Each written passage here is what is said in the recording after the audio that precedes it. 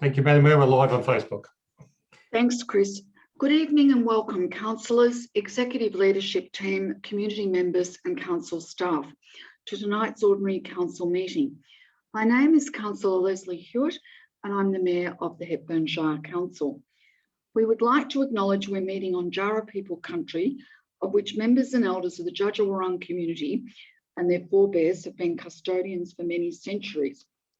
On this land, the Jara people have performed age-old ceremonies of celebration, initiation and renewal. We acknowledge their living culture and their unique role in the life of this region. As we're undertaking this meeting virtually, I will read on behalf of my councillor colleagues the councillor statement of commitment to prevent any audio feedback occurring. We, the councillors of Hepburn Shire, declare that we will undertake on every occasion to carry out our duties in the best interest of the community, and that our conduct shall maintain the standards of the Code of Good Governance so that we may faithfully represent and uphold the trust placed in this council by the people of Hepburn Shire. As you know, we're back to virtual meetings because of COVID restrictions. And so I will read out those again, which is a disappointment, but we can continue to have the council meeting. Council continues to be guided by the government directives and wants to do the right thing for the health of our community during the COVID-19 pandemic. In line with these directives, the public are unable to attend this meeting in person. This meeting is being held completely virtually to protect the health and well-being of each other in the community. In the spirit of open, transparent and accountable governance, this ordinary meeting is being live streamed on Council's Facebook page. And you'll be able to view the proceedings of the meeting, councillor deliberations and voting. This meeting is also being recorded and will be made available on the council website as soon as practicable after the meeting. Pursuant to the ministerial guidelines, should technology problems be encountered by the council where there's inability to be able to broadcast this meeting to the public, then the meeting must be adjourned until resolution or postponed.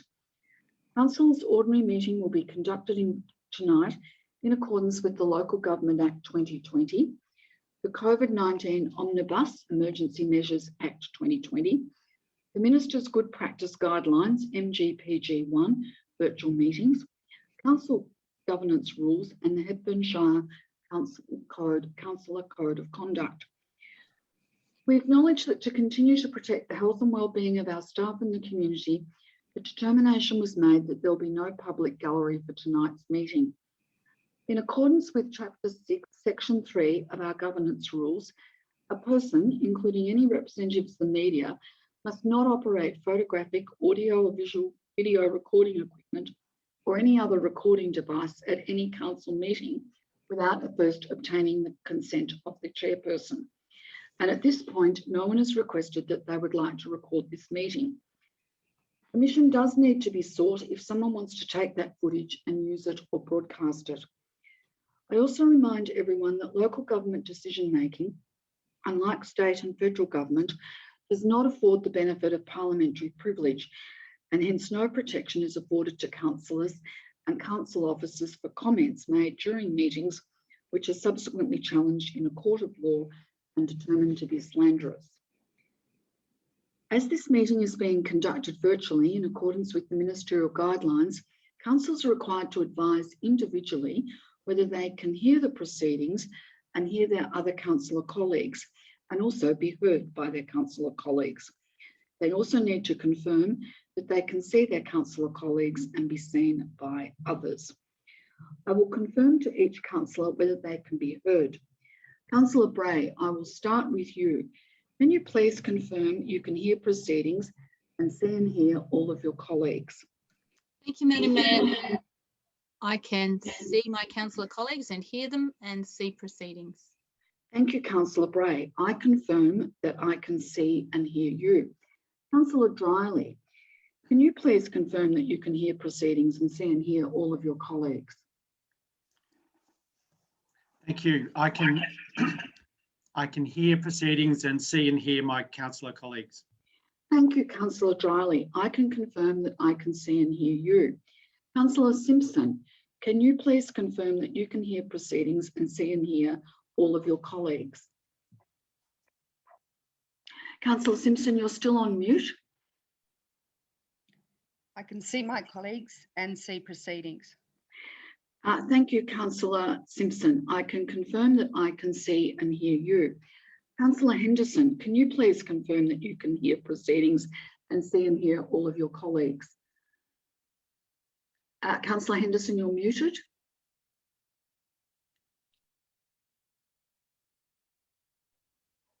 Yes, Madam Mayor, I can see and hear all the proceedings. Thank you, Councillor Henderson. I can confirm that I can see and hear you. Councillor Halliday, can you please confirm that you can hear proceedings and see and hear all of your colleagues? Thank you, Madam Mayor. I can confirm I can hear proceedings and see and hear all of my councillor colleagues. Thank you, Councillor Halliday. I can confirm that I can see and hear you. Councillor Hood, can you please confirm that you can hear proceedings and see and hear all of your colleagues? Yes, Madam Mayor, I can confirm that I can see and hear all of my colleagues. Councillor Hood, I can see and hear you. I confirm that I can see and hear all of my councillor colleagues. Mr. Thomas, do we have any apologies for tonight's meeting? No, Madam Mayor, no apologies for tonight's meeting. Thank you, Mr. Thomas. I would now like to introduce council officers who are present in this council meeting. There's Mr. Bradley Thomas, our Chief Executive Officer, Mr. Andrew Burgess, the Acting Director of Corporate and Community Services, Mr. Bruce Lucas, the Director of Infrastructure and Development Services, Mr. Chris White, our ICT Manager, Ms. Kristen Fort, the Manager of Governance and Risk, Ms. Bronwyn Southey, the Manager of Development and Community Safety. And I think that's everybody. As required, as item 4 on the agenda, as required at any other meeting of council, councillors must declare a conflict of interest at the start of the meeting and leave the meeting when the item is presented to council. Councillors will be required to leave the meeting and return when the item has been resolved. And at any point throughout the meeting, if any other councillor recognises that they have an indirect or direct interest, they can flag that at that point and follow the same procedure. Councillors, I now ask if any councillor has a conflict of interest to declare, and if there are any conflicts of interest to declare, may I ask you to state which provision of the Act your conflict of interest satisfies and the item of the agenda on the agenda that you have a conflict of interest in. Does anyone have a conflict of interest tonight? Councillor Dryly? Could you? Yes, Madam Mayor, I have a general conflict of interest with the community grants. There's a couple of grants that I have involvement in. Thank you, Councillor Dryly. So you'll leave the meeting when that item comes up on the agenda. Are there any other councillors with a conflict of interest? No? Then I'll move on. Officers that are present, I now ask whether you have a conflict of interest in any item presented before council tonight. Mr. Bradley Thomas, do you have a conflict of interest to declare at tonight's ordinary council meeting? No conflicts of interest, Madam Mayor. Thank you, Mr. Thomas. Mr. Bruce Lucas, do you have a conflict of interest to declare? Thank you, Madam Mayor. I do not have any conflicts of interest in any of the proceedings tonight. Thanks, Mr. Lucas. Mr. Andrew Burgess, do you have any conflict of interest to declare at tonight's meeting? Through you, Madam Mayor, I do not have any conflict of interest to declare tonight. Thank you, Mr. Burgess. Mr. Chris White, do you have any conflict of interest to declare at tonight's meeting, ordinary council meeting? Through you, Madam Mayor, I have no conflicts of interest to declare at tonight's ordinary council meeting. Ms. Kristen Fort, do you have any conflicts of interest to declare at tonight's ordinary council meeting? Thank you, Madam Mayor, and through you, I don't have any conflicts of interest to declare tonight. Thank you, Ms. Fort. Ms. Bronwyn Southey, do you have any conflicts of interest to declare at tonight's ordinary council meeting? Thank you, Madam Mayor. I do not have any conflicts to declare at tonight's meeting. Thank you, officers. Item 5 on the agenda, confirmation of previous meeting minutes. Councillors, I have a recommendation before us to adopt meeting minutes from Council's previous council meetings. The recommendation is that the minutes of the ordinary council meeting held on the 18th of May 2021 and the special meeting of council held at 8th of June 2021, as previously circulated to you, be confirmed. I'm in search of a motion. Do I have a mover and a seconder? Moved Councillor Hood, seconder Councillor Dryly. I'm going to put the motion to the vote. All those in favour of the motion, please raise your hand and please leave it raised until I call your name out so the public can hear. Councillor Henderson, Councillor Halliday, Councillor Dryly, Councillor Hood, Councillor Simpson, Councillor Bray and myself, Councillor Hewitt. Given that all councillors voted in favour, the motion is the vote was carried. Item 6, there are no notices of motion that have been submitted to tonight's meeting. Item 7, items of urgent business. Does any councillor have any items of urgent business? That being business that has arisen after the agenda for this tonight's council meeting was made public. Does anyone have any items of general business? None have been tabled with myself, Madam Mayor. Okay, then we'll move on to item 8, not the presentation of council reports.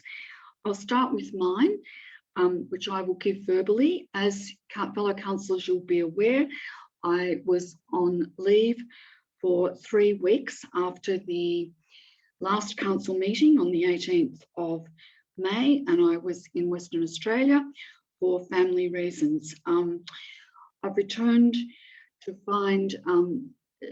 late last week after the storm, and I would just like to make mention and thank on behalf of myself and the community the work that's been done by Councillor Hood, particularly in the Trentham area, but by all of our staff who've responded along with the other emergency services. I'm aware, having been taken to look at the devastation and be on at the relief centre on Sunday, that there's an enormous amount of work that's gone into protecting and helping our community, and there's a lot more still to be done. And so I'm very grateful for the excellent response that all of our staff, from our CEO, our senior leadership team and all officers, particularly the works crew and those staff who personed the relief centre. Whilst I was in Western Australia, Victoria went into lockdown, and that again has had a major impact on our community. We hope that everyone stays safe, and I would like to urge people, if they can, to get vaccinated so that we don't, it's a way of preventing us continuing to have these disruptions to our social and economic life. It's interesting that the experience in Western Australia was has similar issues in tourism areas like Broome to us, the issues of affordable housing, the impact on the local economy of COVID, and COVID lockdowns are very similar to here. It's with the introduction of technology that I was able to participate in a number of events for council, including a couple of council briefings and audit and risk committee selections. And so I was grateful to be able to do that. And I'd just like to conclude by again thanking all of those staff, Councillor Hood and the community for the strength and work that they've done over the last over the last few days since the storm. Councillor Bray, your report, please. Thank you, Madam Mayor. I'll be tabling my report. My only highlights I'd like to just bring to the meeting's attention would be that I participated in the aquatic strategy pop-up at the Dallas Primary School Market, and we had some good attendance there, and that is still continuing and people are still able to contribute to the aquatic strategy online. and there'll be more pop-ups to come. And also I attended the Dalesford Skate Park skate competition. We had a fantastic turnout, a gorgeous sunny day. We had young people from all over Victoria competing and attending, and a great turnout from our community. So well done to the youth team who organised that. Thank you, Councillor Bray. Councillor Dryly. Thank you, Madam Mayor. I've also tabled my report. I'd like to make mention of the tremendous support that council officers and Councillor Wood have and the community in the Trentham area have given to the emergency situation that's developed over the last weekend with the large storm, and just acknowledge the cleanup that's underway and the power is being restored, and also the physical and emotional toll that this event's going to continue to have and unfold in people's lives, as well as our wildlife and the diversity of our surrounding environment. Obviously, COVID's another major impact in our lives in the last month, and just to acknowledge the stresses on our community and particularly our local businesses, and for us just to be mindful to look out for our neighbours and the children and our elders who might be struggling with the effects of isolation in their lives. And as a council, we're obviously very, very much interested in these sorts of areas and continue to support people. A number of events were cancelled because of COVID. Two that I did attend was the Creswick Youth Activation Project workshop number 4, where we're looking at issues of youth engagement and support in the Creswick area. And that's been quite a very interesting project to be involved in, and look forward to implementing some of the outcomes that in the coming year. I also attended the Friends of Avenue AGM, which as an invited guest, and just want to say how important local community groups such as Friends of the Avenue are to the fabric of our community, and the different roles that they play in terms of advocacy and fundraising and community networking and support. Thank you.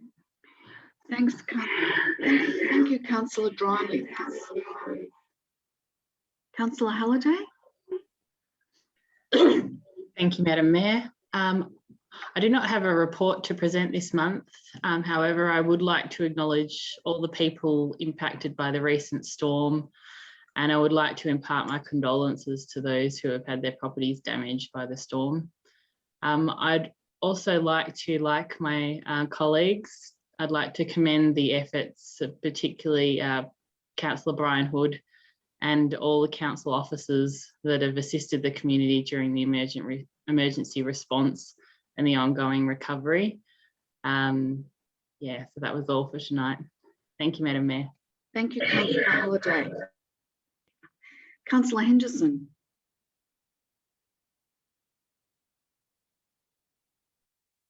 Yes, thank you, Madam Mayor. I don't have much to report, Madam Mayor, other than to say that despite being laid up with illness, I've been able to continue doing work by phone and by using the technology from the council, and being able to participate that way. I too would like to pass on my greatest empathy to those people who've had their properties and some of their animals displaced in that terrible, really a tornado. We don't know much about them in this country, but to see that happen was a terrible thing. It just reminds us all how fragile our environment is and how things can happen very, very quickly. Like everybody else, and I don't need to repeat it, but our Shire has once again, and I've seen this repeatedly, when we had floods in Creswick, we've had fires over in Hepburn, and now we've got these storms. And I think that we need to be very proud of not only our council staff and all the emergency services, but also very proud of the way our community has come together in adversity. So I'm back on deck, Madam Mayor, not totally functioning that well yet, but I'm certainly back on deck and looking forward to getting stuck into it. Thank you, Councillor Henderson. Councillor Hood. Yes, thank you, Madam Mayor. I've tabled my written report with council officers, but I would like to make a few remarks. And until the events of the 9th and 10th of June, which is a night that'll be etched on our minds for quite some time, my report for this meeting would have centred on the important work that we're undertaking on strategic planning for the long-term benefit of the Shire, the financial budgeting, my participation at a flag raising ceremony as part of Reconciliation Week, and I would have raised important safety matters such as speed limits on local roads and the scourge of dangerous dogs, all valid and important aspects of our role and matters that will regain our full attention. But back to the evening of the 9th and the morning of the 10th of June, the extraordinary storm event that struck our area has caused significant environmental and structural damage, not to mention the psychological hurt inflicted upon our residents. The towns of Trentham, Lionville, Littlehampton, Bellato, Tilden, Blackwood and Musk have been particularly hard hit. Thankfully, we somehow managed to avoid serious injuries or worse. Given the extent of damage caused by thousands of large trees being uprooted and strewn across roads, fields and onto roofs, that is an exceptional and fortunate outcome.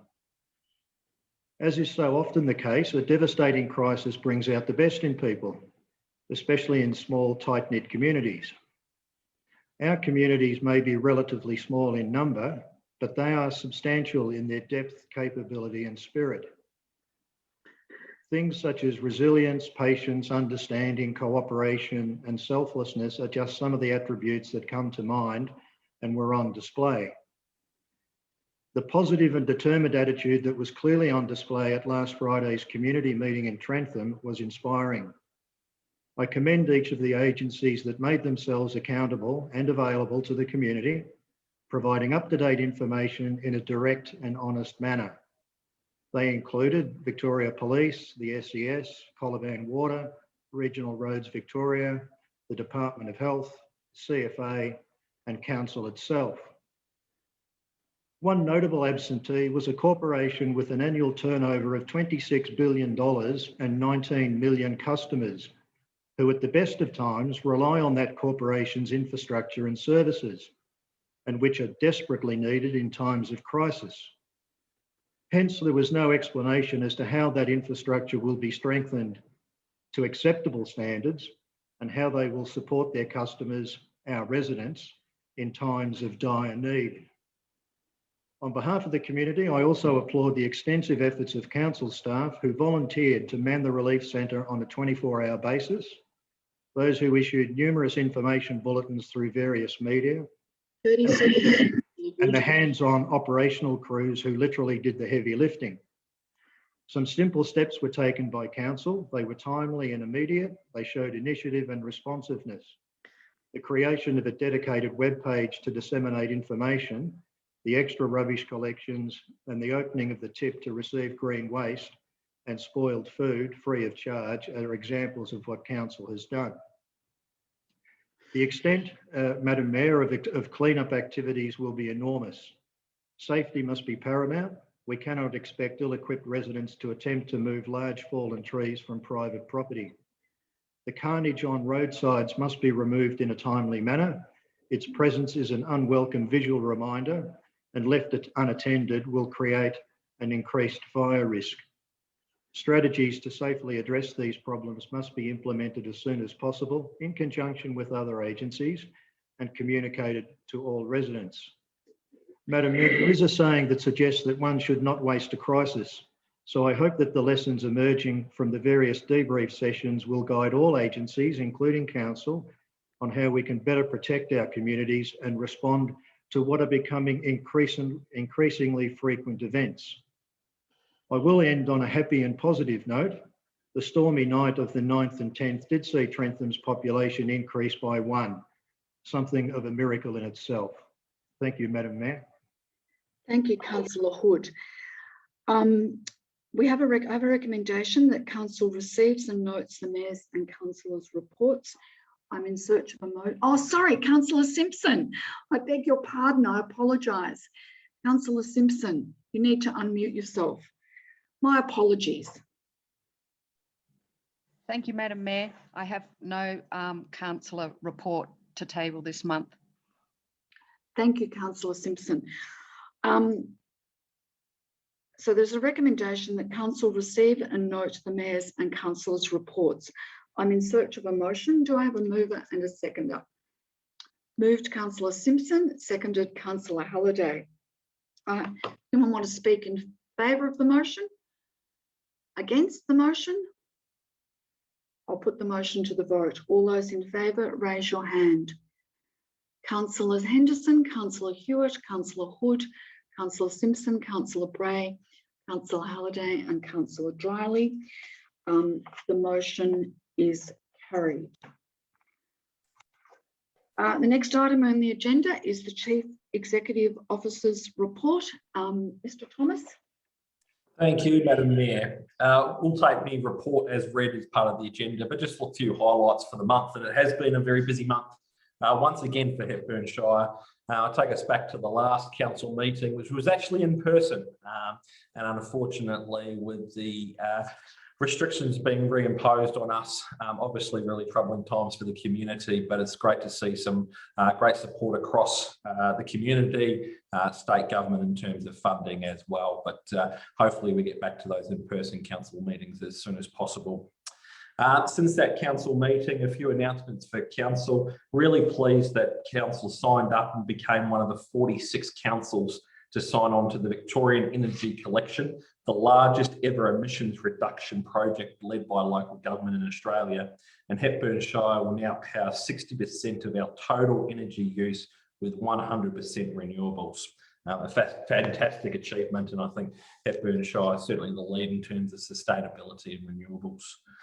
A number of things that have been touched on during the month, but particularly important was National Sorry Day, where myself and Deputy Mayor attended, and that really rolled on for us in terms of fantastic that council was able to receive a highly commended award for its film series Peaks, Wetlands and Rivers at the local Heart Awards, Heart Awards being the Helping Achieve Reconciliation Together. So as part of Reconciliation Week, it was fantastic that the work of a number of officers, particularly that of Inga Hamilton and Donna Spelling, were really recognised, and we received a highly commended against many councils much larger in our size. As I said, we thought we were returning to COVID normal, and obviously we've taken a step backwards. A number of staff are providing services in a slightly different way. And we roll into this week where we celebrate, or at least acknowledge, World Elder Abuse Awareness Day, and particularly starting yesterday, Men's Health Week. From a baby born today, a male born today, has an average life expectancy of 4.3 years younger than that of women, and council sort of has a really key part of that in terms of our municipal public health and wellbeing plan. There are a few of the highlights during the month, but as a number of councillors have spoken tonight, it really is the fantastic work that has gone on in the Trentham area and Coleman Ward over the last few days. From staff, community and councillors. I believe this organisation really stepped up. This community has done amazing things over this period of time. The devastation is immense. I've been talking to people that have lived in the 50 years in the area and never seen anything like it. The way that staff have been able to support the community is absolutely fantastic, and really proud of the organisation and the staff that I'm able to lead. Nothing was too much for anyone. Everyone put their hand up to work countless hours overnight, and although the job's not done, and will certainly be there throughout this relief and recovery part for the community, it's really pleasing to sort of have that staff behind us. So on behalf of me, can I really thank the staff, and particularly the community have been absolutely fantastic to deal with. I know it's a troubling time for you, but you've always had really positive conversations and been really respectful, even though it's been some challenging circumstances. and particularly the councillors who provided great support over the period of time, but particularly the Councillor Hood, your unwavering leadership to be almost single-handedly at the Relief Centre for multiple days on end, just providing a bit of consistency and a shoulder to lean on for many in the Trentham community. I'm sure is really well respected, and I know for the staff that were present was really well respected as well. So thank you, councillors, and the recommendation is that council receives and notes the Chief Executive Officer's report for June 2021. Thank you, Mr. Thomas. Are there any questions of Mr. Thomas? And I just want to point out that I have allowed both Councillor Hood and Mr. Thomas a little leeway with their 3-minute time, but I am now going back to our governance rules where all of us will be able to speak for 3 minutes. So can I have a search of a motion? Do I have a mover and a seconder to receive and note the CEO's office's report for June? Moved Councillor Henderson, seconded Councillor Halliday. I'll put the motion to the vote. All those in favour? Councillor Henderson, Councillor Halliday, Councillor Dryelly, Councillor Hood, Councillor Simpson, Councillor Bray and myself, Councillor Hewitt. I declare the motion carried. Public participation time. We now move to public participation time, and no petitions have been received ahead of tonight's meeting. No public questions have been submitted for tonight's meeting. And in terms of requests to address the council, no requests to address council have been received for tonight's meeting. However, those who wish to speak in regard to a planning application will be heard in item 10, which we move to now. Item 10.1 on the agenda, which is the planning application 2988, two-lot subdivision or re-subdivision at 319 Dalesford Malmesbury Road, Camorra. I would like to introduce Ms. Bronwyn Southey, the Manager of Development and Community Safety, to introduce the report. Ms. Southey. Good evening, councillors. I trust you're all well. This is the first item we'll be presenting this evening for planning. The purpose of this report is for council to determine planning application PA 2988 for a two-lot re-subdivision at 319 Dalesford Malmesbury Road in Camorra. It's proposed to re-subdivide two existing lots, which result in a boundary extending through an existing dam to create a boundary between the two existing dwellings. The application was notified and we received 9 objections in total. The objections referred to the character concerns in relation to what this re-subdivision would create, and also an undesirable precedent. At the moment, the current lots approximate in 2.2 hectares and 6 hectares, and they're proposing to create a 4,062 metre squared lot and a lot just approximately over 7.7 hectares in size. The recommendation is for approval.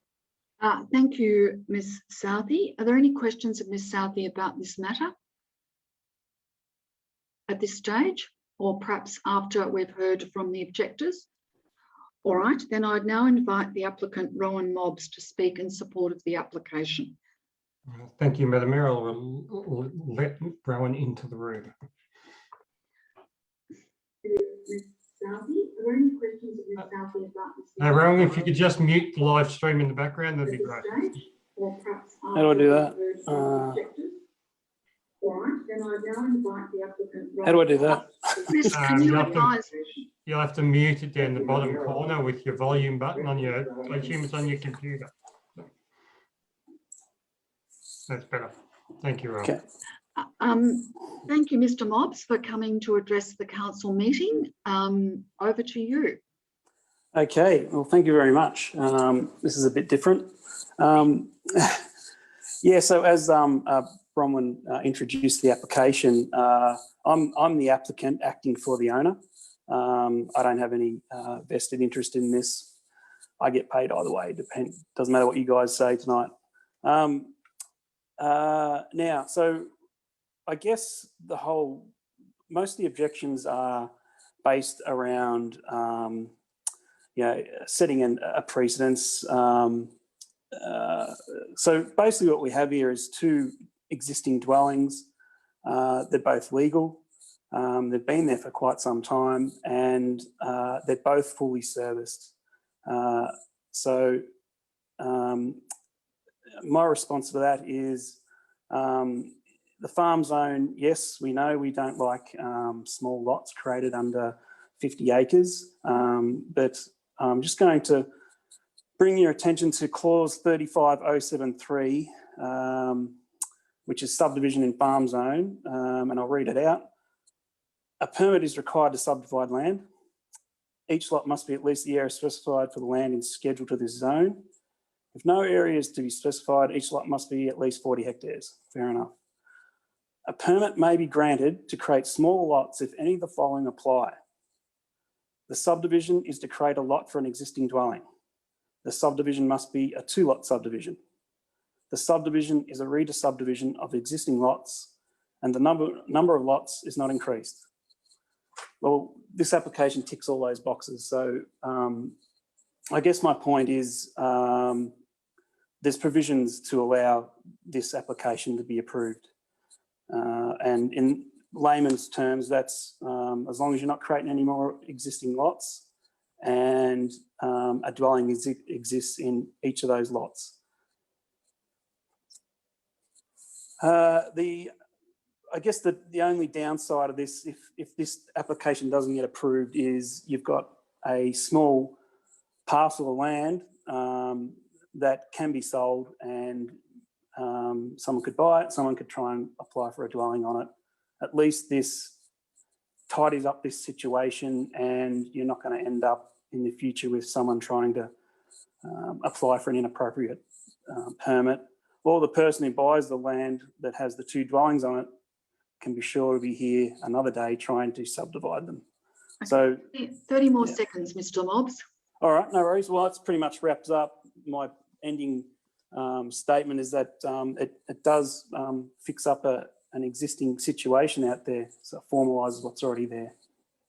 Thank you. Thank you. Councillor, is there any questions of Mr. Mobbs at this stage? No? Then I'd like to thank you, Mr. Mobbs, for taking the time to address us this evening and in this format that's forced upon us. We appreciate your time and your response. Thank you. Thank you, Mr. I'll put you back in line. Thank you. Now, Mr. White, I'd like to invite the owner, Mr. Glenn Campbell, to speak in support of the application. Thank you, Madam Mayor. Just admitting Glenn Campbell into the room now.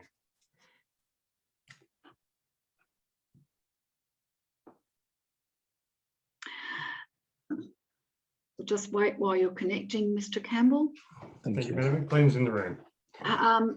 Thank you for addressing, for coming to address us tonight on this planning matter.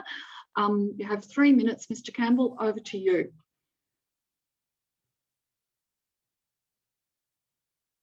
Can you hear me, Mr. Campbell? Leslie, I can hear you, but Right. I'm also hearing a second voice, which seems to be Councillor Hood. No, he's on mute. Have you got your computer, if you're live streaming it, have you got it turned down? All right, let me just turn Just down the live stream, which is a little out of kilter. Yeah. Yeah, there is a delay in the live stream, correct. All right. So my apologies for that. I wasn't even aware that Councillor Hewitt had been in the room. He may have joined after the start of the meeting. Right. Shall I begin? Yes, go. And I'll, you've got 3 minutes from now. Thank you so much. So by way of a brief background, and thanks for the opportunity to speak to the realignment application. Just by way of brief background, my family and I moved to Hepburn in 2016 to take on the role of CEO of Hepburn Health Service. That role finished a little while ago, and I commenced my own disability support service in Hepburn, funded through the NDIS. My wife and I have 2 small girls. They're aged 4 and 5, and all of our family live in New South Wales. So right through the period of the lockdowns through 2020, as a family, we weren't able to see any of the grandparents or family members. So it became pretty clear that we needed to relocate, sadly, back to New South Wales to have the kids, know their families and be able to meet with cousins and all of that sort of thing. So we decided to put the property on the market, and when we met with a couple of the local agents, they reminded us that when we bought the property, it actually sat on the market for a good 2 years. And it was clear that the issue was that it's a house with a very limited market, having the large modern property, large modern house and a small original cottage effectively on the same title and quite close together, made it very difficult for them to sell. We put the property on the market in 2016 when the CEO role for Hepburn Health ended, and got the same feedback. We didn't get a single inquiry or a single offer on the property at all. And the feedback from a different agent at the time was exactly the same, that it's not a property that you'd be able to sell because of the proximity of the two houses on the one block. So the existing boundary runs right through a dam, which makes absolutely no sense. And we've made the application to have the boundary realigned so that we can actually dispose of the two properties and restart our life. So that's just by way of background. Just to speak briefly to the objections, there were a few of them, but I note that most of them were from two families, and most of them didn't seem to relate to the current application at all. They were talking about, the realignment creating new blocks of land. It's not in fact creating anything. There are already 2 blocks on that property, and it's just simply realigning the boundary between the two of them. 3 or 4 of them were exact copies of others, so it was clear that someone had provided a kind of pro forma for a number of submissions. 30 seconds more, Mr. Campbell. One of them referred to the need for an overall plan appropriate for 2021 and beyond, which was more to do with council's processes than anything to do with this application. Susan Cooper had referred to previous sewage arrangements that had been dressed some time ago, and again, nothing to do with the application. And a number of them referred to the way the land had previously been used and apparent oral undertakings of the previous development application for the property to be built, which again don't speak to this application whatsoever. And the concerns of a number of others were around it setting a precedent or leading to a slippery slide of mass developments, which I think it's fairly clear that a simple boundary realignment isn't likely to provide precedent for anything, let alone a slippery slide of new developments and floodgates and various others. So I think there's nothing of great substance raised in the objections, and I'd ask council to give consideration to approving the application for a boundary realignment. And thanks again for your time. Thanks, Mr. Campbell, and thank you for coming and putting your point of view to councillors. Thanks, Councillor Hewitt. Are there any questions of Mr. Campbell? No, then thank you again, Mr. Campbell. Thank you. I'll wait till, thanks, Mr. White. Councillors, do you have any questions now of Ms. Southey about this matter? Does anybody have any questions? No? Oh, and then we've got, sorry, I'd now like to invite the Ms. Patricia O'Shea, representing the objectors, to speak. Mr. White, can you let Ms. O'Shea in? Just let Ms. O'Shea into the room.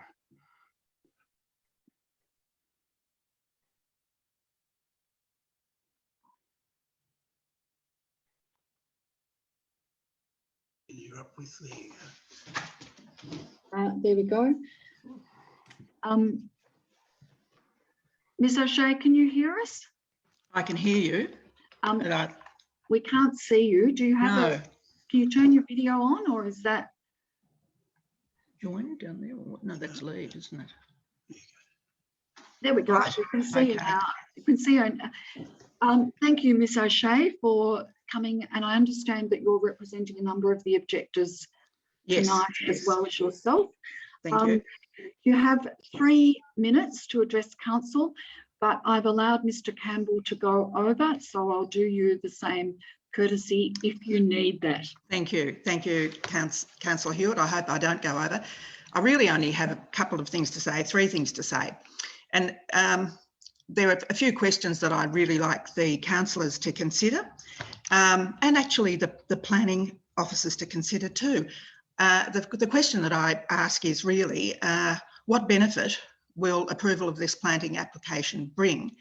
And the only benefit that it will bring, and I can understand it, is an increased profit to the applicant. I wonder whether increased profits really are the key to decisions in planning applications, and there really isn't anything else that is achieved by approving this application. Yes, there is a precedent that's going to be set. What it will be a house on roughly 1 acre in a legitimately high value agricultural zone next to another house on a block about half the size required for building under current arrangements. Knowing how precedents like these are used in applications to vary planning and zoning regulations to change the situation that currently exists at 319 Malmesbury Road is to invite more and more threats to its agricultural integrity.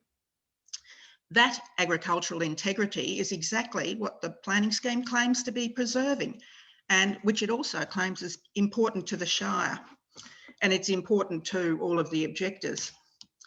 Then you have the idea that the application is based on a trade-off, a house separated off into a 1 acre block in exchange for yet another potential house site on a 5 acre block. But that block, under current planning regulations, can't be built on. You know, how can it be a trade-off? Because the answer one would expect would be, no, you can't have a house there. Not only is it too small to be built on, it's also a bog. It's a very wet area, and there has never been any potential there for a house to be built, even if it was to be approved. There is nothing to trade unless planning regulations are totally rubbery. I hope they're not. That there are 2 houses on this block already shows how planning schemes can be negatively manipulated if the whole truth isn't told. And the case of the whole truth not being told here is the idea that there is a trade-off for that 5 acre block. Rules can be bent for those who have a good story, but, and this is what makes this application, I think, interesting to so many of the objectors, they're also very inflexible for those who actually have a valid case but are unwilling or unable to spin a good yarn. That the second house was built on the understanding it would be a manager's cottage for an agricultural enterprise, I think is an indication of a yarn. Within months of its completion, the then owners applied for permission to build multiple units and a conference centre. There was never any intention of establishing a farming business there, and there are now 2 houses on a block of roughly 25 acres. Now, it could be that council decides to change the current planning regulations to accommodate subdivisions like this, and it is a subdivision.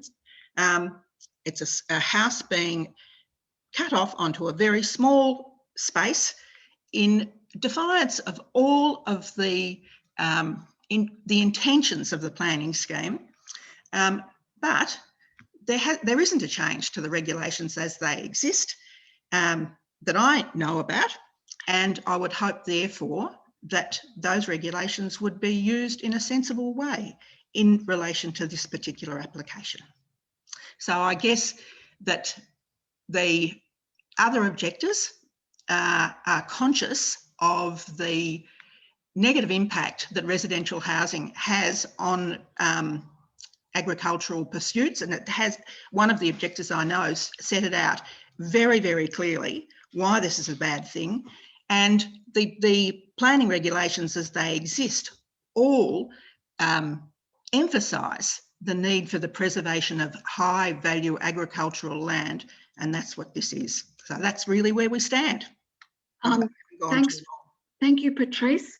And I did give you an extra minute and a half, which was in line with what Mr Campbell received. So Thank you very much, Madam Mayor.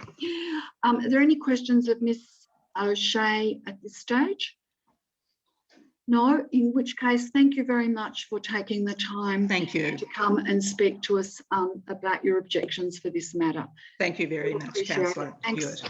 Thank you. Thank you, Patrice. Thank you, Madam Mayor. Patrice, All right, back in the way. Thanks, Chris. Are there any questions now? Sorry, any questions now of Ms Southey about this? Councillor Bray. Thank you, Madam Mayor, and thank you, Ms Southey. My question is, obviously there's some concern in the community about this subdivision going ahead, setting a precedent for the re-dividing of agricultural land and extra houses being built on that. We're losing that 40-hectare minimum lot size. What guarantee or what reassurance can Planning Department give around this concern?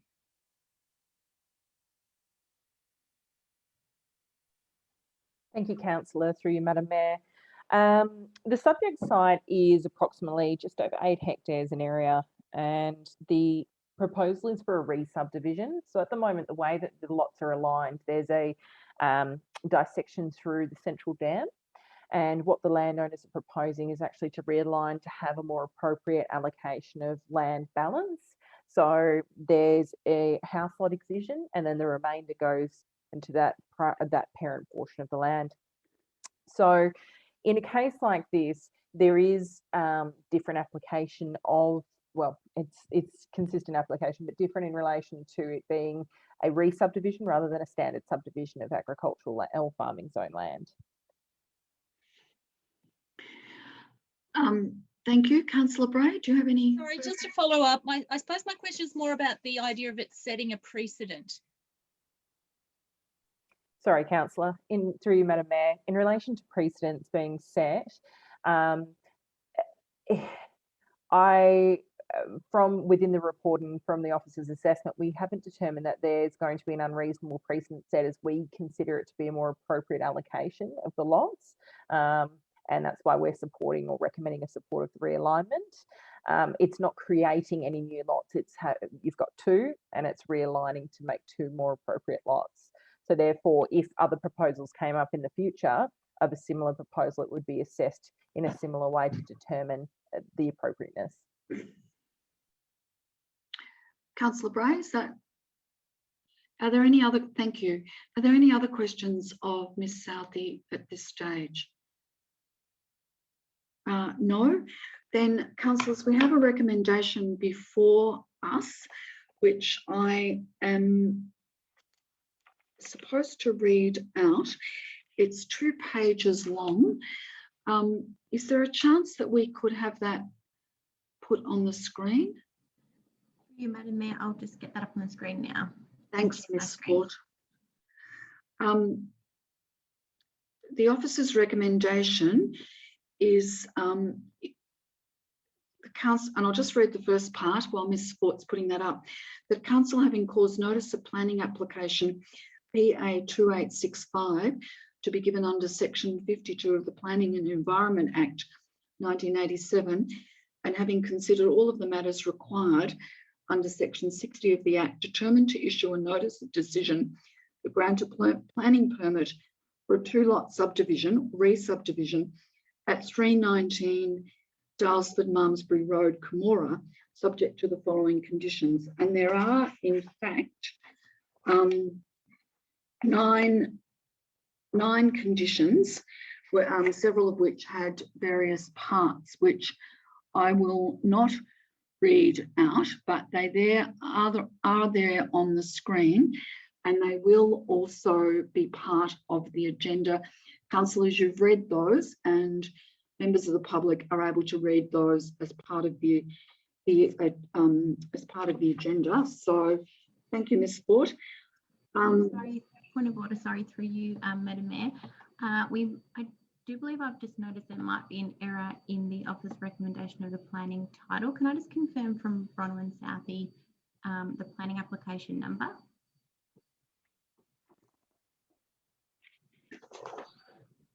Absolutely. Through you, Madam Mayor, the planning application number should be P2899.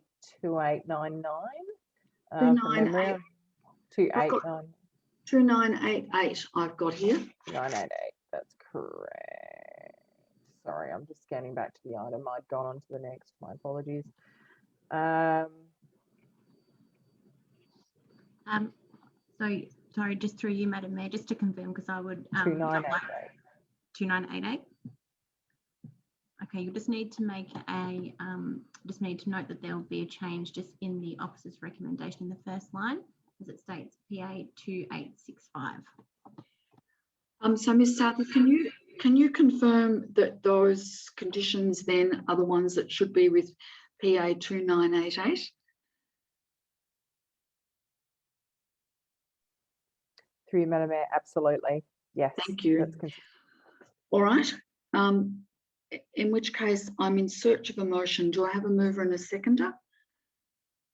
Moved Councillor Simpson, seconded Councillor Halliday. The motion that council, having caused notice of planning application PA 2988 to be given under section 52 of the Planning and Environment Act 1987, and having considered all the matters required under section 60 of the Act, determines to issue a notice of decision to grant a planning permit for a 2-lot subdivision, re-subdivision at 319 Dalesford Malmesbury Road, Camorra, subject to the following conditions that are written there, and there are actually 9 conditions. So, Councillor Simpson, do you wish to speak to the motion? You're muted, Councillor Simpson. No, thank you, Madam Mayor. Councillor Halliday, would you, as the seconder, would you like to speak to the motion? Yes, I would just briefly. Thank you, Madam Mayor. I wanted to briefly say I do acknowledge the objectors and I do understand your concerns. However, the issue with this development happened when the second dwelling was allowed. What is currently proposed does meet the planning scheme guidelines, and I believe that the officer's recommendation is the correct recommendation in this case. Further planning work that we will be doing with Glenn Musto and his team will hopefully address any future issues with 2 dwellings on a lot in farm zone and other issues of that similar sort of vein. So, but in this case, I think the officers have made the right decision, and yeah. Thank you. Thank you, Councillor Halliday. Does anyone else want to speak to the motion? Councillor Bray. Thank you, Madam Mayor. I hear the objectors' concerns around the valuable agricultural land that we do need to protect in the Shire, and the endorse Councillor Halliday's statement that as a council we are prioritising work on our planning scheme at the moment to protect that sort of valuable land. So I do feel reassured that this is not setting a precedent, that this is not opening floodgates to inappropriate subdivisions in agricultural land. It seems more like a realignment that will potentially make sure that only 2 houses will ever be built on these blocks, and that'll be where it leaves it. So I would be happy to support this this recommendation. Thank you, Councillor Bray. Does any other councillor wish to speak to the motion? Pardon me. Does any councillor wish to speak against the motion? In which case, I'll put the motion to the vote. All those in favour, please raise your hand. Councillor Henderson, Councillor Halliday, Councillor Dryelly, Councillor Wood, Councillor Simpson, Councillor Bray and myself, Councillor Hewitt. So I declare the motion carried. Thank you. Item 10.2, PA 1977.01, amend existing permit for use and development of land for group accommodation, function centre, health retreat and associated works, removal of native vegetation and alteration of access to road zone Cat.1 254 Dalesford to Trentham Road. Ms. Southey, you're going to introduce this report. Thank you, Madam Mayor. As you've so eloquently said, we have an application to amend an existing permit for the use and development of land for group accommodation, function centre, health retreat, associated works and so on. The application seeks approval for a number of amendments for planning permit PA 1977. The amendments sought include a reduction in the size of both approved conference centre and wellness centre, including minor modifications to their siting. The number of standalone accommodation units or pods are also proposed to be reduced from 86 to 23, with an additional 8 accommodation units provided in more conventional buildings adjacent to the proposed conference centre. It is proposed to include a new entertainment pavilion, tennis court, guest house, boat shed and other rearrangements to car parking and access arrangements. The application was referred to all authorities and to adjoining landowners, and no objections were received. In addition to this, just to give you some understanding of the site, it's 18.5 hectares in area. It's located at approximately 4 kilometres outside of town, and this application is being presented to council as council previously determined on this item. Thank you, Ms. Southey. Now I'd like to invite the applicant Phil Gleeson to speak in support of the application. Thank you, Madam Mayor. I'll bid Phil into the room. Thanks, Mr. White.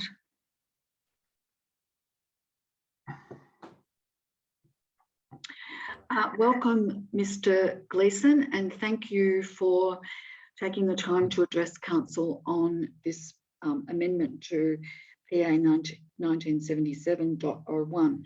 You'll have 3 minutes. Thank you. Happy for me to start, Madam Mayor? Yep, start. Yeah, proceed, please.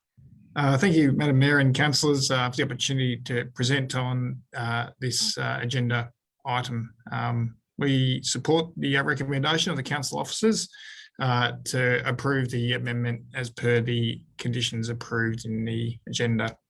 My name is Phil Gleeson and I'm a director with Urbis, the planning consultants who have had carriage of this application on behalf of the permit applicant.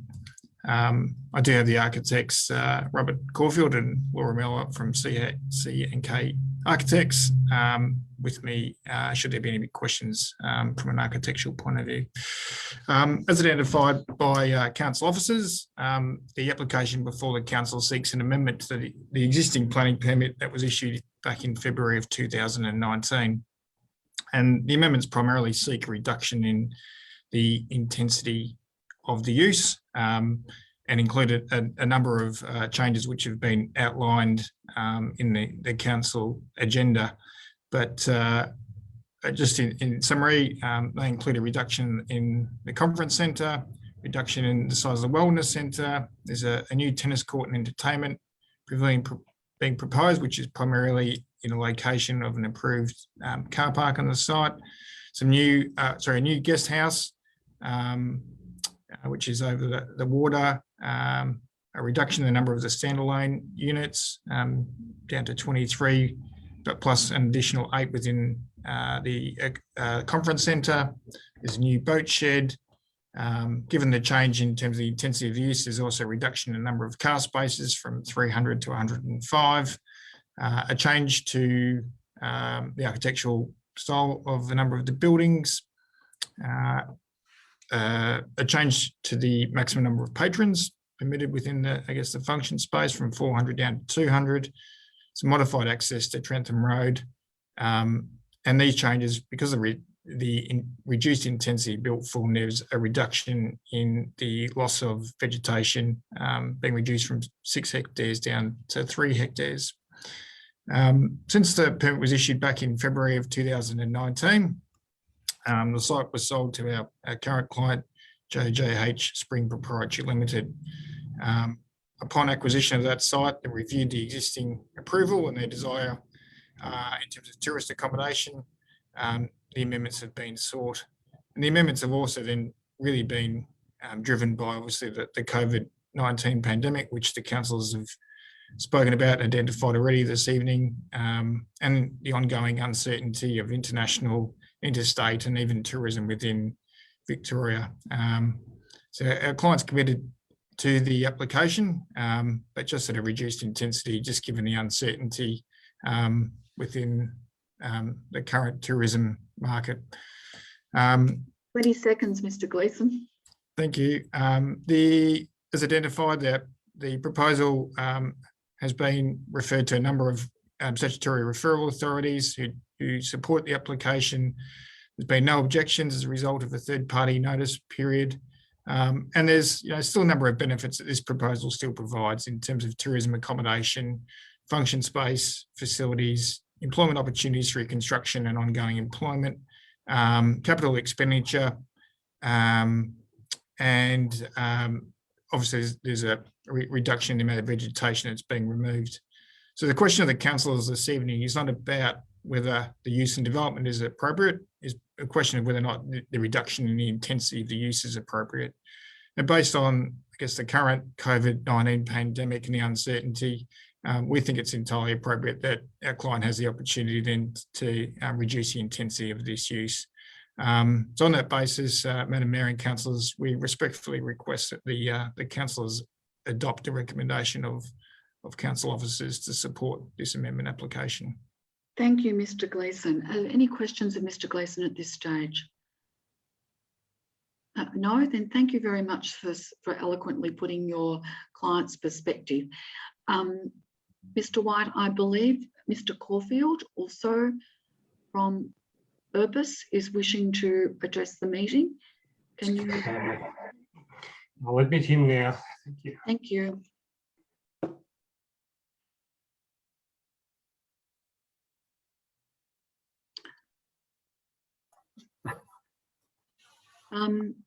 Thank you, hello, Mr. Caulfield, and thank you for coming and speaking to council. You've got 3 minutes.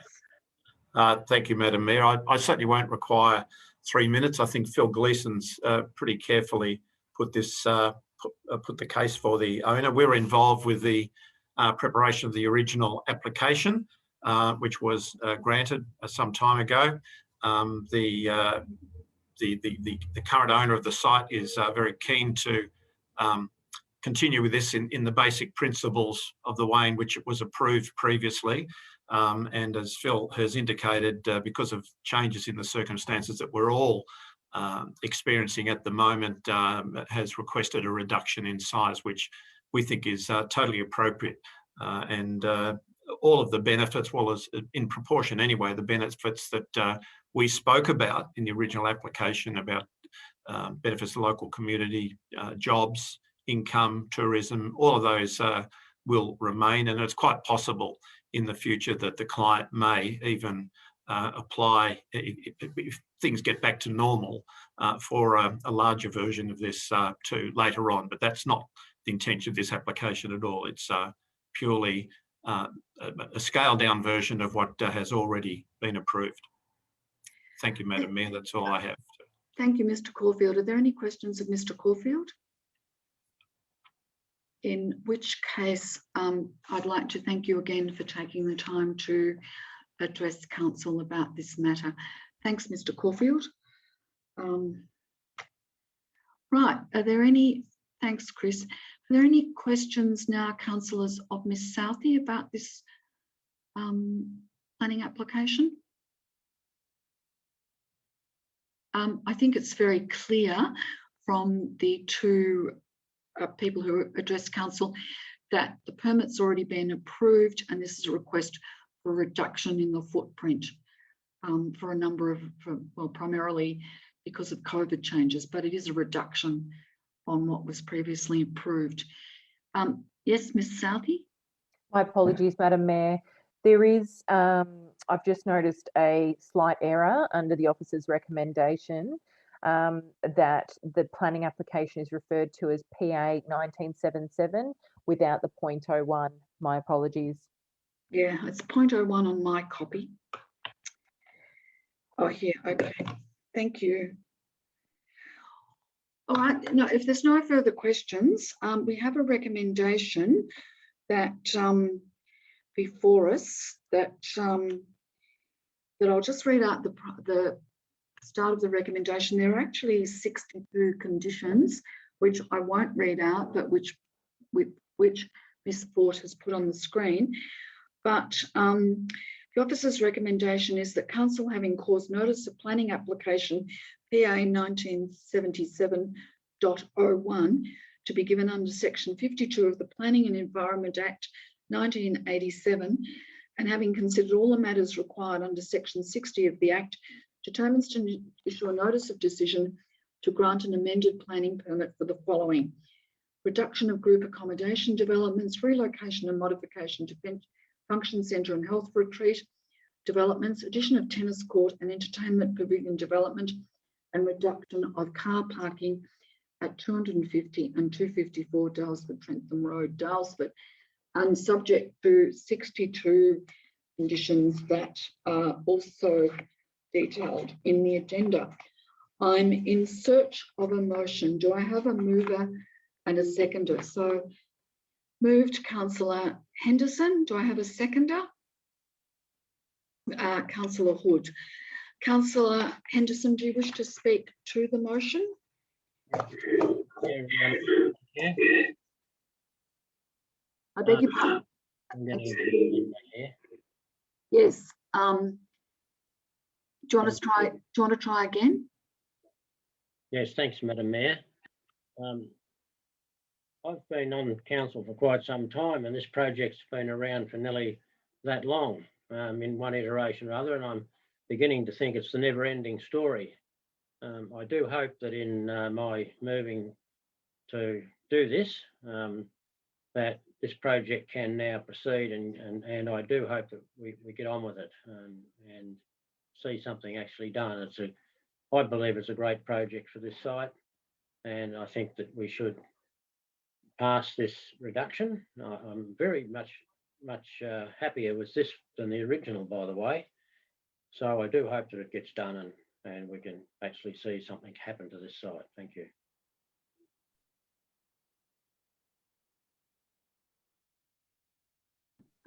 Thank you, Councillor Henderson. Councillor Hood, do you wish to speak to the motion as the Only secretary? briefly, Madam Mayor, just to support the motion, the project, even in its abbreviated form, still has many positive attributes, and I do not see any evidence that that it adversely impacts on valuable agricultural land in this case. Thank you, Councillor Hood. Is there any other Councillor Bray want to speak to the motion? Yes, thank you, Madam Mayor. I support the application because of the almost halving reduction in size of and scope of this development. Also note in the conditions under which this would be granted that there is a reduction in the amount of native vegetation to be removed from 6 hectares to 3 hectares, and a requirement for that to be offset. Also note that there were 39 significant trees listed to be retained. 5 of those have been given a permit to be removed. So we have, so overall a good outcome for native vegetation on this site, and I would support the motion. Thank you, Councillor Bray. Are there any other councillors who wish to speak to the motion? Any councillors who wish to speak against the motion? In which case, I'll put the motion as I read and with those 62 conditions put. Can you, all those councillors in favour, raise your hand. Councillor Henderson, Councillor Hood, Councillor Simpson, Councillor Bray, Councillor Halliday, Councillor Dryling and myself, Councillor Hewitt. The motion is passed. Item 11.1, Strategic Planning Work Plan. Ms. Southey, this is you again. Thank you. Thank you, Madam Mayor. Following the Hepburn Planning Scheme review, which is currently in front of the Minister for consideration, council officers have developed a strategic work plan for implementation over the next 3 to 5 years, depending on resources, which includes the recommendation for township structure plans, Hepburn settlement strategy, Indigenous heritage study, distinctive areas and landscapes project, environmental contamination studies, and the list goes on. The project list being presented to Council this evening is dynamic and has a number of interdependencies, and therefore it's being recommended to you on this basis for your consideration and support. Thank you, Ms. Southey. Do I have any questions from any councillor about this to Ms. Southey at this stage? No, then I'm the officer's recommendation that council endorses the proposed strategic planning 3-year work plan and agrees to refer this program to council's annual budget considerations. I'm in search of a motion. Sorry, I do have one question. Oh, okay. Yes, Councillor Bray. Ms. Southey, you mentioned that depending on resources, this could take between 3 and 5 years to deliver this bundle of strategic work. Is there anything more we can understand about that at this point? Councillor, we've provided, through Madam Mayor, we've provided you with a balanced recommendation based on our existing resources and what we can achieve within. It's budgetary dependent, it's also state support dependent, but this is the best implementation program from an officer perspective, which is consistent across the board. So there is nothing more that we would be recommending outside of these parameters. Could I also ask a clarification? You have listed in year 1 the at point 4 the Hepburn Shire Agriculture and Rural Settlement Strategy restructure plan. Can you elaborate? Is that the Drummond and Sailors Falls restructure plan? Does that sit there in year 1 in the priority list? That is absolutely correct, Councillor. Thank you. Are there any further questions of Ms. Southey on this matter? No, in which case we have the officer's recommendation that council endorses the proposed strategic planning 3-year work plan and agrees to refer this program to council's annual budget considerations. I'm in search of a motion. Do I have a mover and a seconder? Moved Councillor Bray, seconded Councillor Halliday. Councillor Bray, do you wish to speak to the motion? Only just, thank you, Madam Mayor, just to say that it is really very pleasing to see this work plan come to council. We are very keen to get this work started as soon as possible, coming off the back of the planning scheme amendment. This is the next step, and we're very much looking forward to getting this work started as soon as possible. Thank you, Councillor Bray. Councillor Halliday, do you have anything you wish to say to the motion? Yes, I wanted to say a similar thing to Jen, that I'm very excited to see this work happening, and I wanted to thank Bronwyn and Glenn and everyone who has put this together, because it is quite a complicated plan that they've had to put together and work out how everything talks to each other and make sure that it is going to run smoothly over the next, hopefully, 3 years. So, yeah, and I just wanted to reiterate that I'm also incredibly excited to see this work happening, 20 years in the making, and yeah, very keen to get started. Thank you. Thank you, Councillor Halliday. Does any other councillor wish to speak to the motion? Councillor Dryly. Thank you, Madam Mayor. Yes, I too would just like to support the motion. As Councillor Halliday says, it's 20 years in the making, and in particular, importantly, Creswick and Creswick area is going to get some really important strategic work done later this year, starting, and it really will give us the ability to make some better decisions, and very excited about the suite of work that's planned. And yes, let's get it done. I'm looking forward to that. Thank you, Councillor Dryly. Does any other councillor wish to speak to this motion? Does any councillor wish to speak against the motion? Then I'll put the motion that council endorses the proposed strategic planning 3-year work plan and agrees to refer this program to council's annual budget considerations. All those in favour, please raise your hand. Councillor Henderson, Councillor Hood, Councillor Simpson, Councillor Bray, Councillor Dryly, Councillor Halliday, and myself, Councillor Hewitt. The motion is carried. Thank you, councillors. Thank you, Ms. Southey. We've now got item 12.1, Hepburn Hub at the Rex, June update. Mr. Bruce Lucas, the Director of Infrastructure and Development Services, to introduce the report. Mr. Lucas. Thank you, Madam Mayor. The purpose of the report is once again to provide a progress update for councillors in order to continue to monitor the progress of the project against the project plan. In summary, and I go through this each month, councillors, but it is worth just reminding everybody that in summary, the project scope includes a library, community auditorium, co-working space, customer service area and council offices, and the project budget currently sits at $7.13 million. And the building works under the contract were scheduled for completion within 107 days of commencement, and that would bring us to around about the 6th of July. Noting, obviously, that works have yet to commence, so that achieving that scheduled date is not possible. As at the end of May, the project is significantly behind the program. As I said, works have yet to start on site. The scope identified within the contract, it has been significantly exceeded, with items and issues being raised by the contractor prior to the commencement of works, and therefore is outside the envisaged scope of council within the project plan. And as such, the project costs to take on the additional scope is also outside currently of the approved council budget for the project. The expenditure, councillors, that goes to a lot of that has been brought forward through claims by the contractor and relate to items primarily from the 2006 build by the previous owner.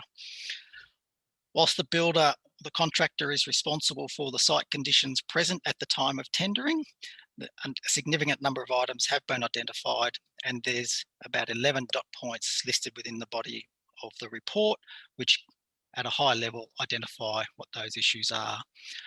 Councillors, there is a recommendation on page 123 of the agenda papers in 6 parts, primarily seeking council to note the various information within the report presented tonight.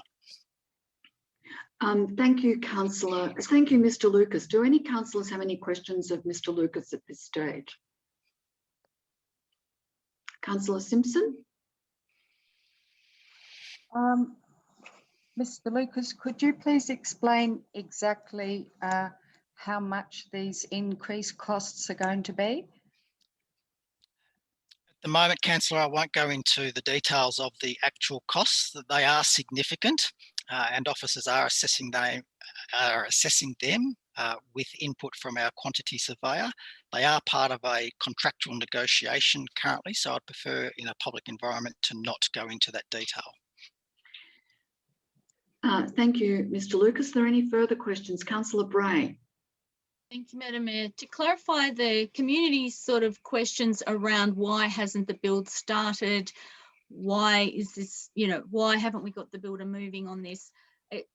These 11 points that the builder has raised as issues that are outside of what they believe to be their original brief or scope of the project. They've identified 11 extra things that they say were not included in their original tender price. So they're trying to negotiate different final price based on those 11 points, and this is the point of the negotiation that you're at the moment. Is that the case? Thank you, councillor, and that is the case. That is absolutely spot on. We can debate all day long as to whether they are included in the original contract as assessed by the tenderer at the time of inspecting the site and preparing their tender submission. And there is clearly a view that that is not the case with many of the items brought forward. All of them in total are a significant amount of money, and they have recently been claimed. A financial claim has been put forward to council in recent weeks, and that is now going through the assessment process it is outside of the approved council budget currently. Thank you, Mr. Lucas. Are there any further questions of Mr. Lucas on this matter? No, so then I'm in search of a motion. The officer's recommendation is that council receive and note the June 2021 project update report regarding the Hepburn Hub at the Rex project. 2, notes the decision by the builder not to commence works on site in accordance with the notice to proceed. 3, notes the date for practical completion will be delayed to a minimum of 5 months with a claim from the builder that foreshadows a further 4 months of delay. 4, notes some additional costs are likely to be associated with the delays and further investigations to respond to the builder's questions. 5, notes some additional costs are likely to be associated with additional works to the existing building fabric, not included in the original scope. And 6, notes that monthly reporting to councils and the community will continue. I'm in search of a motion. Do I have a mover and a seconder? Thank you, Councillor Hood is the mover. Do I have a seconder? Councillor Halliday. Thank you, Councillor Halliday. Councillor Hood, do you wish to speak to the motion? No, thank you, Madam Mayor. Councillor Halliday? You have to unmute yourself if you wouldn't mind. No, thank you, Madam Mayor. Does any other councillor wish to speak to the motion? Does any councillor wish to speak against the motion? Oh, Councillor Bray, you wish to speak to the motion? Just in that we are simply noting this report in this and acknowledging what has been presented to us. This does not involve a decision, and that is part of the agenda in the confidential part of the agenda. Thank you, Councillor Bray, for that clarification that I'm sure will be useful to people who are watching the live stream, that we're just noting what's occurring and decision making will come later in the confidential section. Thank you, Councillor Bray. Councillor Simpson, anyone else want to speak to the motion? Anyone want to speak against the motion? Councillor Simpson. Thank you, Madam Chair. These increases in costs are a further wastage of ratepayers' money, which is being poured into this big white elephant. And I'm sorry, but I think that the council is making a big mistake going ahead with this project. Thank you, Councillor Simpson. I note again Councillor Bray's point of clarification that this is not a decision about going ahead or not going ahead. It's merely noting the report. So I'll put the motion to the vote. All those in favour? Oh, sorry, I should have asked. Councillor Hood, you have the right of reply to Councillor Simpson if you wish to use it? No, thank you, Madam Mayor. You've made the clarification Yes. very, very clear. Yeah, thank you. So I should have left it to you. I'm going to put the motion to the vote. All those in favour, please raise your hand. Councillor Henderson, Councillor Halliday, Councillor Hood, Councillor Dryly, Councillor Bray and myself, Councillor Hewitt, that the officer's report be noted. Those against? Councillor Simpson. So I declare that the motion is carried. Thank you, councillors. Item 12.2, Trentham Community Hub concept design. Mr. Lucas, can I ask you to introduce the report? Through you, Madam Mayor, it'll actually be myself introducing this one. Can I just interrupt you, Mr. Burgess, to ask Councillor Simpson to please mute your microphone while we're not speaking. Thank you. It helps with feedback or helps prevent feedback. Thank you, Madam Mayor and councillors. Very timely to present this report to council tonight, given the events at Trentham over the last week. The Trentham Community Hub is a priority project for council and a key project to help realise community need and vision for both Trentham and the Collaban ward. The project was identified in 2013 Trentham Community Facilities Review. Council has awarded a contract for design of the facility in 2020 and has committed a total of $800,000 to part fund the completion of the project. A project advisory group was instated by council in late 2019 to help represent the diverse views and community interests in the design process, as well as assist in planning and delivering community engagement activities for the project. The Project Advisory Group, or PAG, have met regularly since inception. The architect appointed developed a draft concept design with the PAG's involvement in the first half of 2020. A broad and extensive and detailed community engagement process was first run in August 2020 to garner feedback on that draft concept design. A survey based online and also available in hard copy was accompanied by a thorough information about the project and the designs, including floor plans, 3D renders, a 3D video fly-through, mood boards for the interior and exterior material palettes. The engagement was promoted by hard copy mail out to all ratepayers and residents, as well as through social media and the Trentham Trumpet. Members of the PAG developed a list of all local community groups and ensured that these groups were all made aware of the engagement. Key highlights of that engagement included a very high response rate to the surveys. 184 surveys in all were completed, and a small number of additional responses were received via email. There was high levels of support for many of the key elements of the design. The project team and the PAG then reviewed that feedback and considered amendments to the design to respond to key common feedback that would improve the design without taking away from any of the main elements. The architect has then revised that design to retain the elements the community supported and improve other elements within the design. The revised concept design is shown in attachment 2 in your report, councillors. It essentially locates the library and the mechanics hall and utilises the new part of the building to provide a larger hall and additional meeting spaces. The revised design has been costed by a quantity surveyor. The cost estimate includes design, project management, furniture and equipment, and contingency. The cost estimate for the revised design is $4.62 million. A second round of community engagement was then conducted, councillors, in April and May 2021. This engagement was planned using an assessment of the project against council's community engagement policy and included website materials, media and direct promotion, and promotion by the Project Advisory Group, along with drop-in sessions. A high number of community interactions resulted from that engagement, with over 400 visits to the project webpage and approximately 45 community members attending the drop-in sessions. A number of direct conversations with both the project managers and members of the PAG occurred, and approximately 50 people attended a life activities group meeting where a session on the project was held. 3 submissions were also received through the webpage.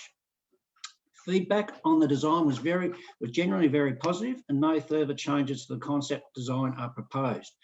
The concept design drawings have been attached to this report. A number of elements queried in the engagement will be resolved in the detailed design process, which will follow adoption. The cost estimate for the project, councillors, as said, is $4.62 million, and council has previously committed that $800,000 to the project. I'm very pleased to again confirm that officers have recently, or council, sorry, has recently secured $3.5 million external funding from Regional Development Victoria, and we are optimistic of being able to negotiate a further community contribution of up to $120,000, along with identifying further state government funding of up to $500,000. Councillors, I would ask that you note that the RDV, Regional Development Victoria funding agreement, requires council to commit to underwriting any funding shortfall for this project in the event that the required additional external funding, including community or other government, is not secured. That shortfall is currently estimated at $320,000. There is a table in your report, councillors, on page 139 that outlines and summarises the confirmed and unconfirmed funding sources compared to project budget. In addition to the recommendation in this report, there is also a requirement that the Project Advisory Group undertake a review of their terms of reference. The terms of reference for the project advisory group included a 12-month review of that group to ensure the group is functioning well to meet its objectives. That review was conducted by the project manager and specifically requested and considers feedback from group members. Since the review was undertaken, one member has resigned from the PAG, having moved away from the area. However, all other elements of the review remain current. Councillors, that review is attached for your reading. Overall, the group has functioned very well, not always agreeing, but always operating respectfully. They have inputted into the design process in a way that has added value and improved the design and have been involved in the planning and execution of the community engagement for the project in a way that has significantly improved the project and its connection to and support by the community. It is recommended that the group now continues to operate until the completion of the project's next construction phase. Subsequent to the adoption of the concept design by council, drawings and other materials will be finalised and submitted for the required planning permit application. The design development stage can then also be undertaken by the architect. This is anticipated to take 4 months, and procurement and construction will follow the completion of that design. Councillors, I have a recommendation for you in relation to this project. And that recommendation is that council adopts the concept design for the Trentham Community Hub, acknowledges the efforts of the members of the project advisory group on the project to date, notes the review of the project advisory group and extend the project advisory group's tenure to the end of the construction phase of the project, which is anticipated to be early 2023, and confirms that any shortfall of funding for the total project budget will be budgeted in council's capital works program. Through you, Madam Mayor. Thank you, Mr. Burgess. Are there any questions of Mr. Burgess on his report? Councillor Henderson. Yes, through you, Madam Mayor, to Mr. Burgess. Mr. Burgess, does that mean that 300 odd thousand, does that include the contingency? And even if it doesn't, does that mean that the council contribution to this project will be in excess of $1.1 million? Through you, Madam Mayor, Councillor Henderson, that is correct. If that funding is required and cannot be found either through other state government funding sources or by other means through community involvement and engagement and funding, then council would be asked to be up to pay that additional $330,000. $320,000, my apologies. Thank you, Mr. Burgess. Councillor Henderson, is that fine? Any other questions of Mr. Burgess? Then you've got the officer's recommendation that was that Mr. Burgess read out. I'm in search of a motion. Do I have a mover and a seconder?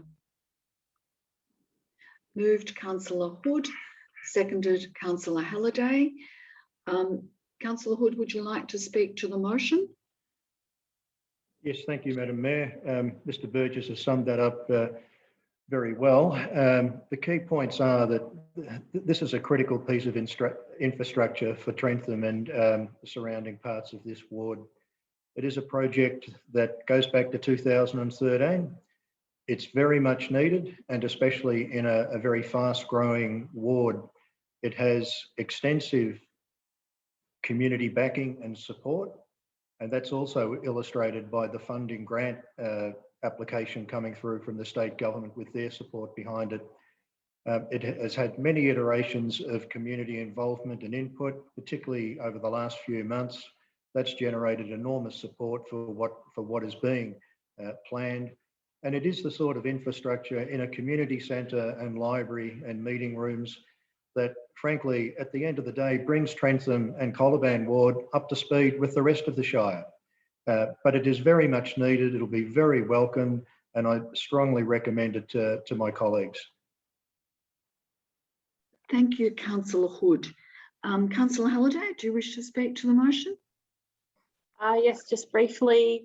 I'm very supportive of this much needed building in Trentham. I think the community has waited a long time for the infrastructure they need, but I specifically wanted to applaud the PAG group and thank them so much for coming to the briefing. It really has shown how collaboration between council and the community can create a fantastic outcome, and it was just really wonderful to see. So thank you.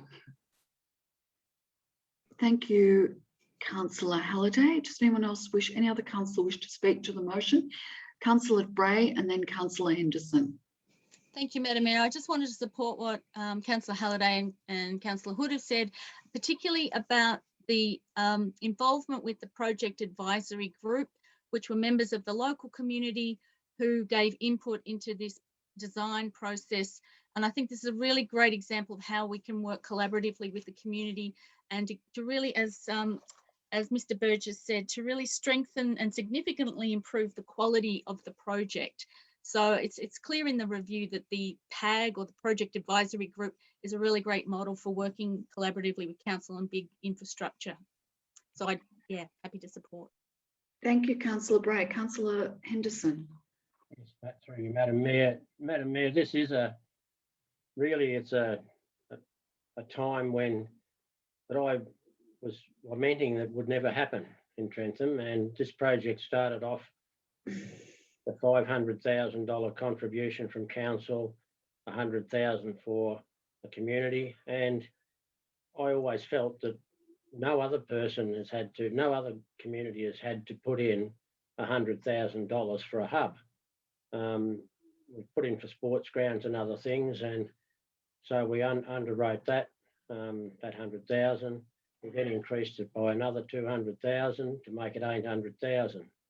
Now, some people may say, and if we have to pay the 320, that's 1.1 million. But if you look at what Trentham has as far as infrastructure goes that is council owned, it is not much. And it pales into insignificance when you look at other areas where we've got multiple buildings, multiple facilities. Trentham doesn't have a town hall, and here we are, we're putting money into town halls all around the place, and so I think it's justified. I might be asking the questions about it because it's a lot of money, but I believe it can be justified. But I just really ask the questions, and I make the point that it is a significant contribution to this project by council, and I'm sure and hope that the Trentham community, and now that they're united, that they will get the full enjoyment out of this project. Thank you. Thank you, Councillor Henderson. Any other councillors wish to speak to the motion? Any councillors? Oh, Councillor Dryly. Thank you, Madam Mayor. Just briefly, reiterating other councillors' sentiments around the community involvement in this project and how important it's been and how valuable it's been and how successful it's been in terms of the coherence and the cohesiveness in which people have worked together at a number of different levels, and also particular mention of some of the sustainable design elements, the passive solar design of the building, having been in the old hall most recently, very much evidently needed a big overhaul, and I'm sure it'll be a great asset for Trentham once it's built. Thank you, Councillor Dryly. Is there any other councillor who wish to speak to the motion? Anyone who wants to speak against the motion? In which case I'll put it as read by Mr. Burgess. All those in favour raise their hand. Councillor Henderson, Councillor Halliday, Councillor Hood, Councillor Dryly, Councillor Simpson, Councillor Bray. Therefore, I declare that the motion is carried, and would just like to note that councillors from whatever part of the Shire that they come from have been able to support this infrastructure in Trentham in recognition of the need for equity across the Shire. So thank you and well done. Item 12.3, this is the minutes of community asset committees. Mr. Burgess, I understand that this is for you to present the report. Yes, yes, thank you, Madam Mayor, and apologies for the confusion. I'll make sure on the future reports it actually says that I'm putting those in. So, councillors, this is a procedural report. The purpose of the report is for council to note the minutes from council's community asset committees. The community asset committees are established by council under section 65 of the Local Government Act 2020 and their function and responsibilities outlined in Instrument of Delegation. Under the Instrument of Delegation, committees are required to maintain minutes of meetings held and provide a copy of the minutes to council. The minutes are confidential and have been provided to council as requested. And there is a recommendation, councillors, and that recommendation is the council receives and notes the minutes of the community asset committees which have been distributed to councillors for the Lionville Hall Community Asset Committee, 28 April 2021, the Creswick Community Museum Asset Committee, 5th of May 2021, the Lee Medland Home of Bottles Community Asset Committee, 17 of May 2021, the Lionville Hall Community Asset Committee, 19 of May 2021, and the Drummond Hall Community Asset Committee, 27 of May 2021. Thank you, Madam Mayor. Thank you, Mr. Burgess. Does anyone have any questions of Mr. Burgess about those minutes or any other questions? In which case I'm in search of a motion. Do I have a mover and a seconder? Moved Councillor Henderson, seconded Councillor Dryly. That the motion is as read by Mr. Burgess. Councillor Henderson, do you wish to speak to the motion? No requirement, Madam Mayor. Councillor Dryly, unmute yourself, please. No, thank you, Madam Mayor. All right, then I'll put the motion. All those in favour raise their hand. Councillor Henderson, Councillor Hood, Councillor Simpson, Councillor Bray, Councillor Halliday, Councillor Dryly and myself, Councillor Hewitt. The motion is carried. Item 13.1 on the agenda, LGBTIQA+ Advisory Committee of Council. Mr. Burgess. Thank you, Madam Mayor. Councillors, at the February 2021 ordinary meeting of council, the following resolution was passed. The council, in support of the lesbian, gay, bisexual, transgender, intersex, queer, questioning and asexual, otherwise known as the LGBTIQA+ community, requests that the Chief Executive Officer to prepare a report that considers the establishment of an LGBTIQA+ advisory committee of council and requests that a report be presented back to council for consideration in its 2021-2022 budgeting process that provides for A, the terms of reference, B, membership composition, C, a timeline, D, a budget allocation requirement and other governance details relating to the functioning of the advisory committee so as to allow council to undertake its due diligence in its establishment. Councillors, at that meeting in February 21, there were a number of people who spoke in favour of establishment of an LGBTIQA+ advisory committee, and this has also been identified in previous communications to council. Hepburn Shire has a richly diverse community. A key part of this diversity is our LGBTIQA+ community, who call the Hepburn Shire home, and the Shire has been a favoured place to live and visit for this community for decades. The contribution from the LGBTIQA+ community cannot be underestimated in making Hepburn Shire a safe, welcoming place for people from all backgrounds to live, work, invest and visit. A key example of that, councillors, is the Daylesford Chill Out Country Pride Festival that had humble beginnings back in 1997 and is now recognised as the largest LGBTIQA+ country festival in Australia. The festival has injected millions of dollars into the Hepburn Shire community and donated many hundreds of thousands of dollars to worthwhile causes in our community. Hepburn Shire Council overall has been an active supporter and ally of the festival and has provided funding to contribute to its success. The 2016 census data was the very first time that sex and gender diversity statistics were collated. There were so few responses to this question and a great deal of confusion that the count was considered inaccurate and therefore not part of the official statistics. However, Data sourced from the State Government Victorian Population Health Survey in 2017 reports that 7.5% of the adult population in Hepburn Shire identify as LGBTIQA+, compared to the Victorian average of 5.7%. Councillors, it is very likely that if the population data was to include our ratepayers that reside outside of the Shire, that percentage could be much higher, as there are a number of ratepayers who identify and have holiday properties and visit regularly.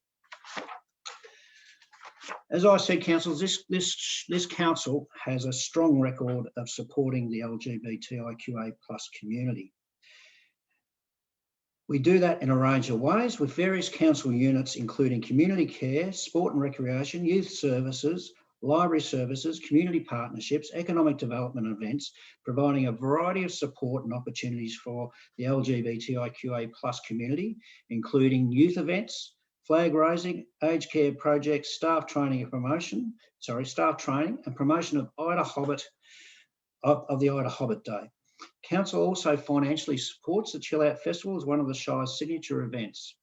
It is estimated that the current resources that are provided to the LGBTIQA+ community are valued at approximately $40,000 to $50,000 per annum. Councillors, to effectively and sustainably establish and coordinate a LGBTIQI advisory committee and develop and implement a code-assigned action plan for further resourcing, further resourcing of 0.5 EFT and a budget for project funding will be required. This would involve an annual staffing cost of around about or approximately $40,000 and an annual project funding of approximately $10,000 to implement those actions. If endorsed by council, associated costs outlined will require a funding allocation.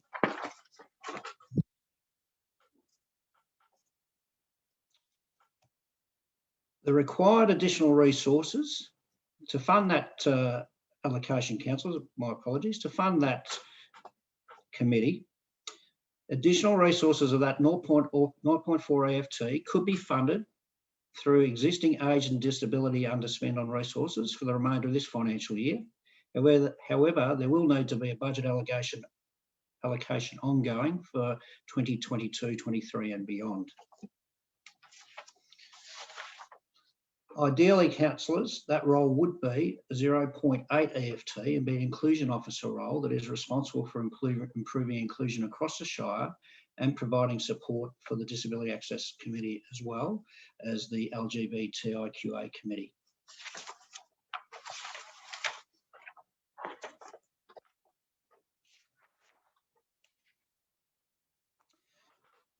Councillors, officers have provided three options for you to consider. Option one is to retain the current services and support levels and without implementing an advisory committee, continue to support the LGBTIQA events within our current resourcing. Option two is to retain the current service and support levels and include as part of the Gender Equity Committee and fund an additional 0.2 EFT resource that would support the LGBTIQA+ activities, plus allocate a further $10,000 for programs at a total additional cost to council of $30,000. Option three is to implement an LGBTIQA+ advisory committee, which would include a resource allocation of 0.4 EFT, resource and operational budget of $10,000, which would be an additional cost of $50,000 to council. Councillors, after reviewing the three options outlined, officers have recommended that option two for council's consideration.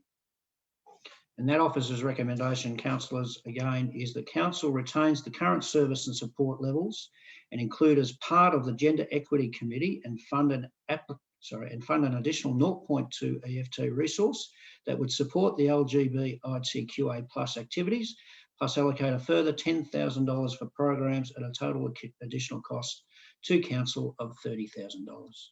Thank you, Madam Mayor. Thanks, Mr. Burgess. Have any councillors got any questions of Mr. Burgess at this stage? No? Then we have an officer's recommendation. I'm in search of a motion. Do I have a mover and a seconder? Councillor Henderson, mover. Do I have a seconder? Councillor. Sorry, I actually put my hand up first. Oh, okay. Ahead of Councillor Henderson. Yes. Right, then moved Councillor Henderson. Sorry, moved Councillor Halliday. Seconded. So no, I'm actually proposing a different motion, Madam Mayor. Okay, could we?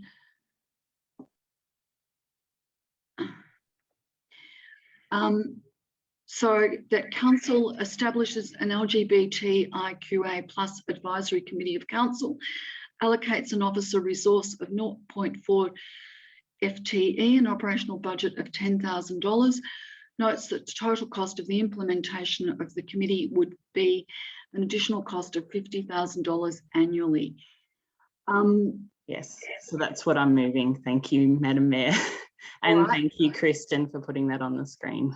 All right, thank you. Are there any, is there a seconder for the motion? Councillor Bray? All right, Councillor Halliday, do you want to speak to the motion? Yes, I would, thank you. Sorry, I just need to exit full screen so I can bring up my notes.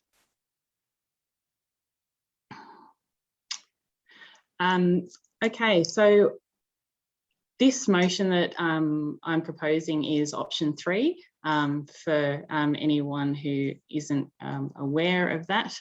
I believe that option 2 will not provide a satisfactory outcome. Combining the LGBTIQA+ committee with the Gender Equity Committee makes no more sense than combining the Disability Advisory Committee with the Gender Equity Committee. Gender equity is not the same as LGBTIQA+ equality. I would like to speak to the need for a separate LGBTIQA+ advisory group to council. The LGBTIQA+ members of our community are more accepted than we've ever been, with 61.6% of people voting to allow same-sex marriage in 2017. It's very easy to see progress like this and think that we have no further work to do, but I assure you that the LGBTIQA+ community still experience discrimination, abuse, prejudice, and related poor mental health outcomes. Although many lesbian, gay, bisexual, transgender, intersex, queer people, and other sexuality and gender diverse LGBTIQA+ people live healthy and happy lives, research has demonstrated that a disproportionate number experience poorer mental health outcomes and have a higher risk of suicidal behaviours than their peers.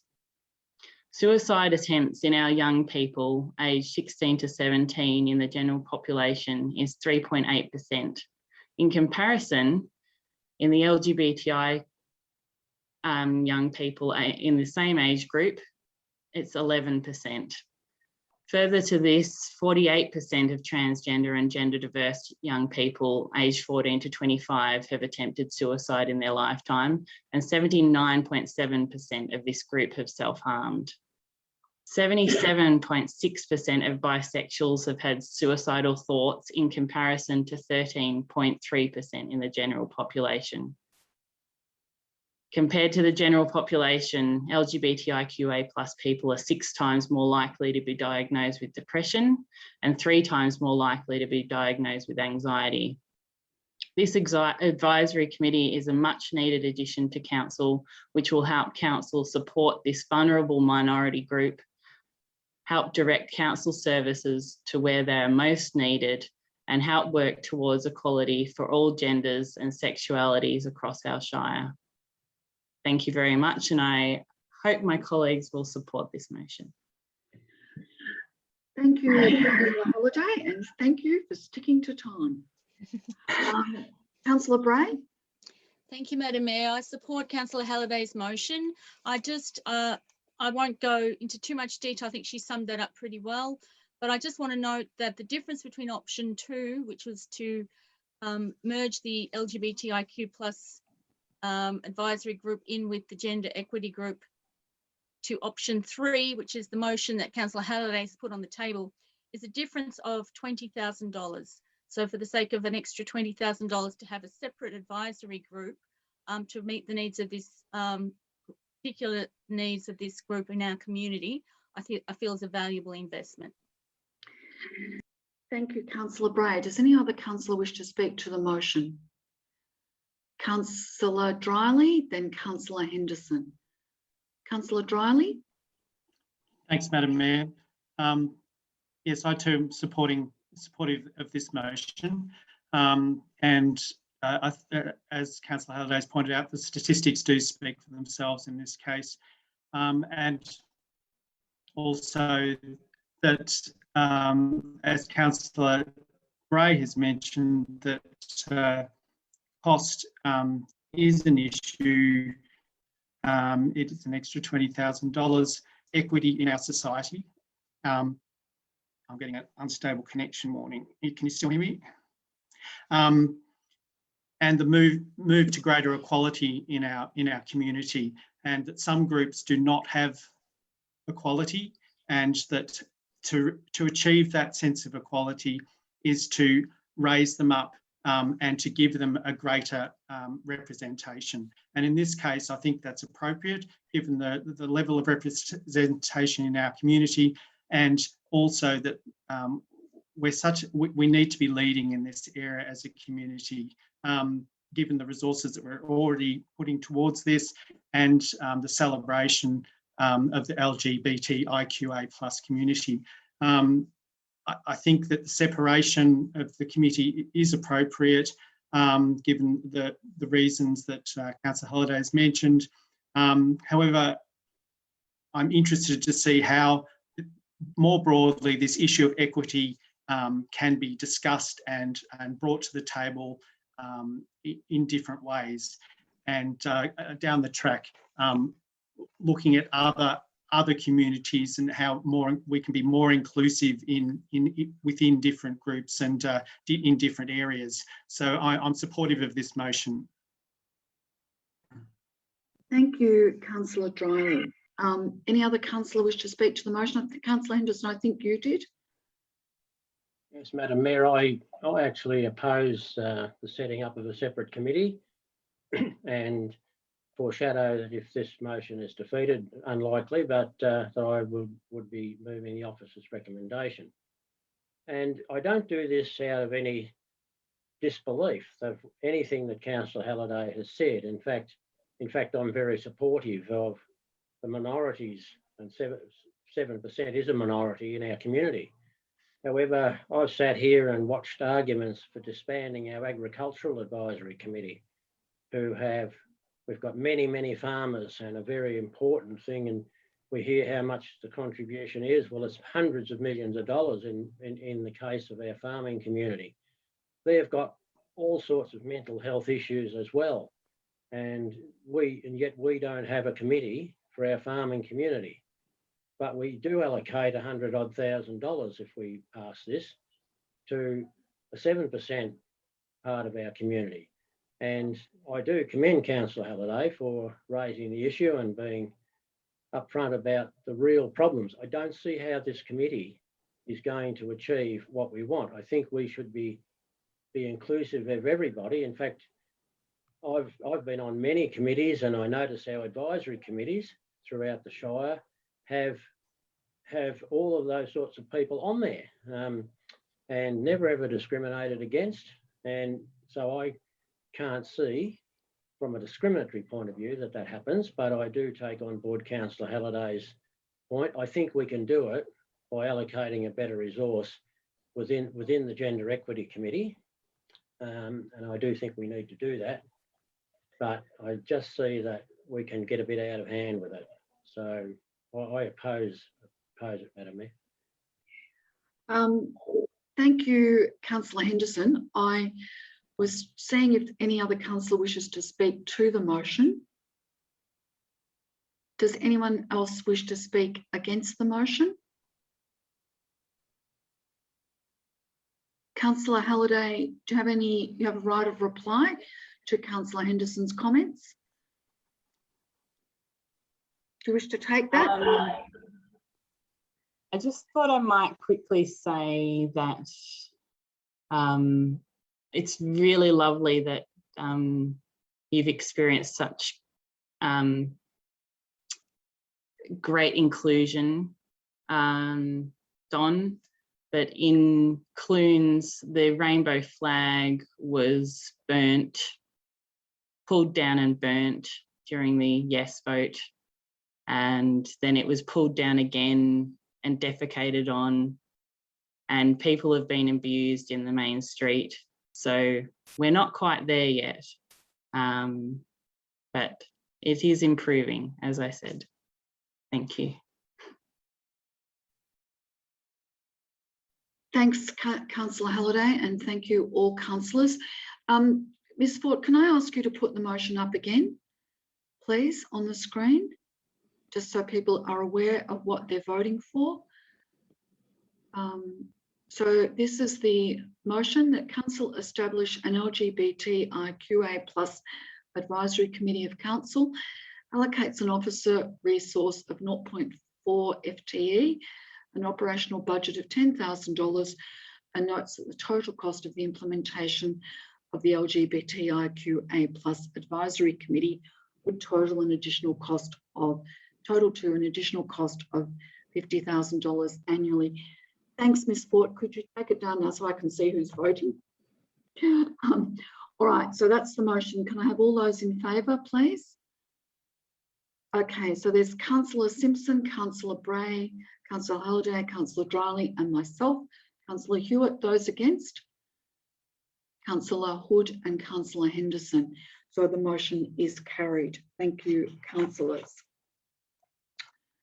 We've now got 13.2, recommendations for appointment of members to the Disability Advisory Committee. Mr. Burgess.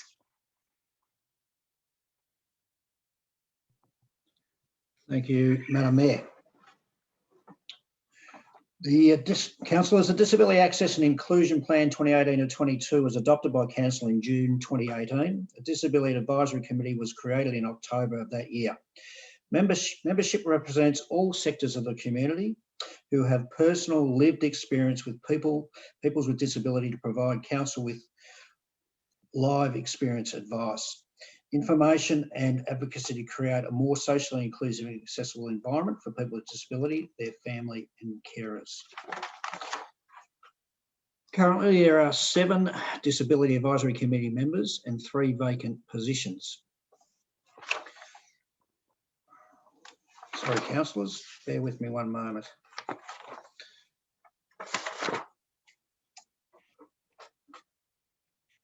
An expression of interest process was undertaken on behalf of council to call for applications to serve on council's disability committee. The process of recruitment included advertisements in an article in the Advocate newspaper, social media posts, notification in numerous community newsletters, promotion on the council website, promotion directly at community consultations, and targeted discussions with key sector advocates and community members. A total of 4 applications were received. 2 of those applicants were from people who have personal lived experience, and 2 were from professional representatives from the disability and advocacy sector who work or have previously worked within the Shire. An assessment panel comprising 3 council officers assessed all applications, and 3 applicants have been recommended for appointment. Councillors, I have a recommendation, and that is the council receives and notes the report detailing the expression of interest process undertaken to recruit Disability Advisory Committee members. 2, endorses the officer's recommendation to appoint Fiona Porter, Lainey Kerr and Peter Waters as new members of the Council's Disability Advisory Committee for a 2-year term in line with the terms of reference until the 14th of June 2023. And 3, approves officers to undertake the necessary administrative functions to onboard and support the endorsed committee members to undertake their role as Disability Advisory Committee members. Through you, Madam Mayor. Thank you, Mr. Burgess. And just make a comment. I think it probably wasn't the Advocate that it was advertised in.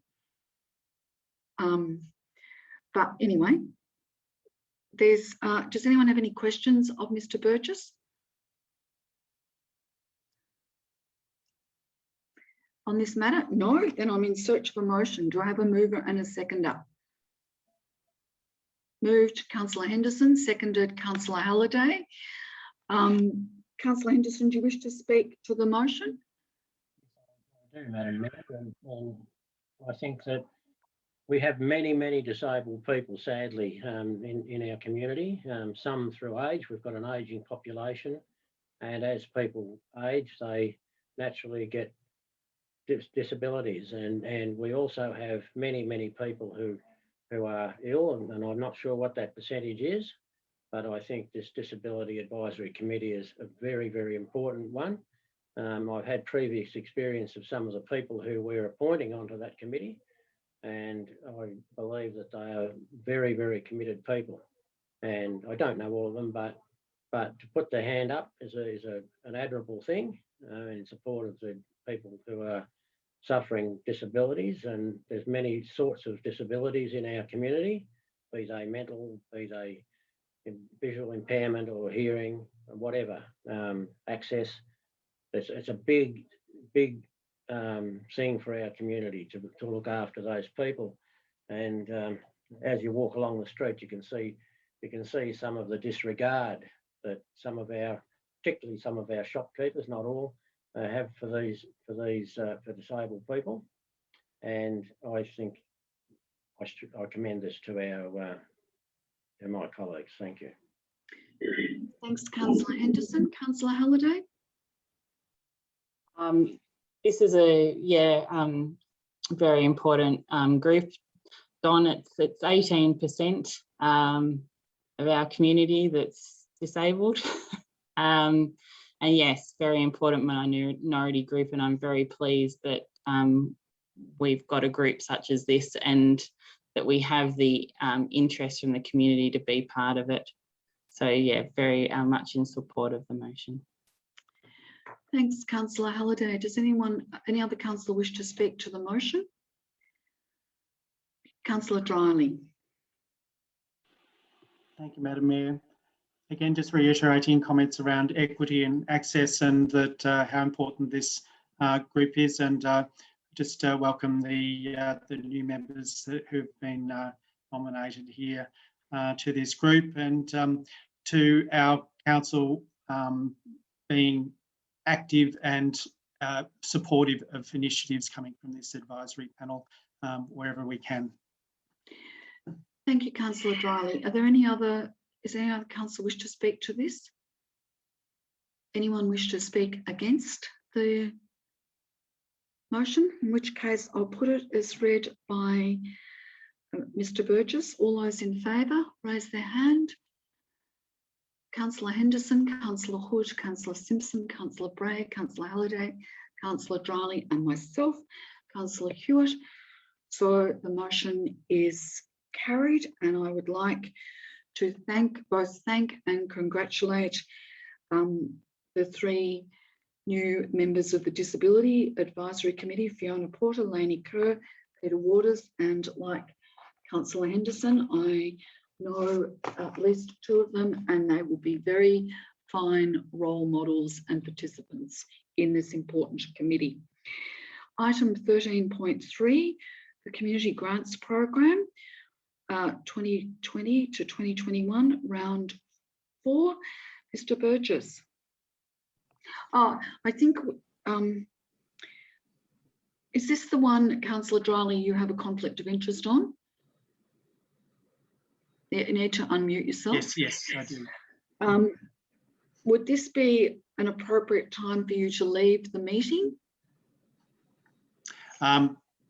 Sure, why not? I'll put you in the waiting room, Councillor Dryling. And Mr. White will admit you once the discussion's finished. Correct. Madam Mayor, it might be worth just noting to the community that Councillor Dryling has declared a material conflict of interest.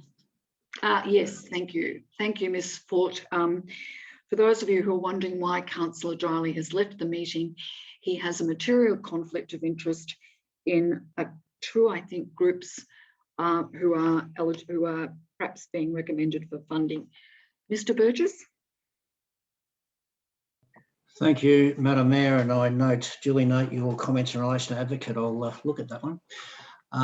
Councillors, Thank you.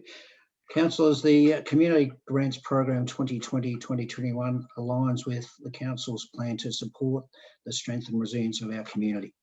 Eligible community groups can access funds in 4 rounds annually across 5 categories that support a variety of community needs.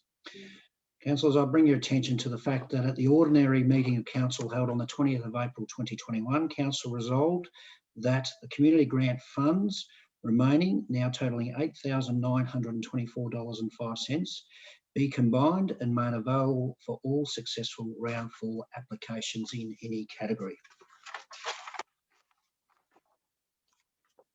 Applications for round 4 of this program opened on the 5th of April 21 and closed on the 3rd of May 2021. During this time, Council officers promoted the opportunity to community groups across the Shire and advertised on both printed and digital platforms. Council officers offered individual support to all community members with the purpose of supporting possible applications. Pleased to say, councillors, that 5 applications were received and an assessment of those applications was conducted by an evaluation panel consisting of 3 community assessment panel members and Council's Community Partnerships Coordinator. All applications assessed were deemed eligible in line with requirements outlined in the Community Grant Guidelines 2020-21. Councillors, in relation to funding, 2 applications are recommended for full funding, with a further 3 applications recommended for partial funding. The total funds requested amount to $9,742.84. That amount exceeds the remaining project budget of $8,924.05 by $818.79. Upon assessment of the applications, upon assessment of the application budgets, 3 of the grants recommended below in the table were determined to be scalable and are recommended for partial funding as detailed. The other 2 applications are also recommended for full funding as they were not deemed scalable. Councillors, on page 180 of your report, there is a table which outlines the project. Under category A, which is active and engaged communities, we had 2 applications. The first one was from the Creswick Swing Along Orchestra, who were supported by the Creswick Amateur Theatre Group Incorporated. And the project was to deliver music workshops leading to an eventual public performance. They requested $2,500 for the grant. The total project was $7,500, and we are recommending for partial, have been recommended for partial funding of $2,029.21. The second project, or the second grant application, was a website for the Trentham Sustainability Group, and that has been auspiced under the Trentham Sustainability Group, auspiced by the Trentham Neighbourhood Centre. And the description of that project is a website creation to connect like-minded people and inspire sustainable living. The grant amount requested was $2,500. The total project amount was $10,500, and we've recommended, there's a recommendation for council to consider partial funding of $2,350 for that project. Under category B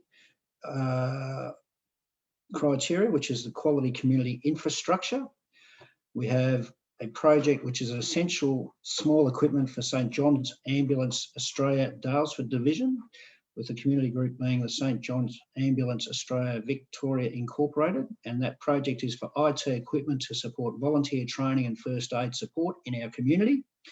The grant amount requested was $2,425. The project is $3,049, and that has been recommended to council for full funding.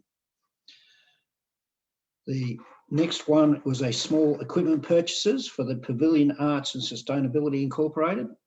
It is to purchase performance equipment to support arts events. The grant amount requested was $1,901.84. The total project is that same amount, and that was recommended for partial funding of $1,703.84. And the final grant, councillors, was a public address system for the Kingston Friends of the Avenue Incorporated, and that was to purchase a PA system to support Anzac Day and other community events. The total grant was $416. The total project was $416, and that has been recommended for full funding. Thank you, Mr. Burgess. Councillors, do you have any questions of Mr. Burgess on any of these grant recommendations? No, in which case I'm in search of a motion. As per the officer's recommendation, I won't read it out. It's going to have a mover, Councillor Henderson, and a seconder, Councillor Simpson.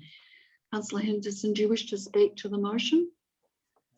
Madam Mayor, what really is behind all of these, and we look at partial funding and we look at all this, but whether something's partially funded or full funded, we'll find that there's countless volunteer hours in behind these.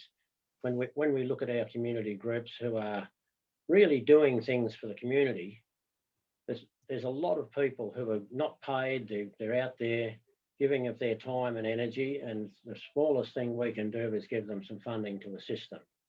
And you know, as long as those funds are applied for the purposes, I really have got no problem at all in giving to our community. I think we talk about value adding.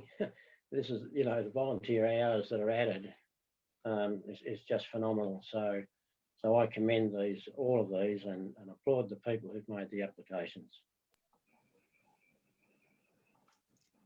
Thank you, Councillor Henderson. Councillor Simpson, do you want to speak to the motion?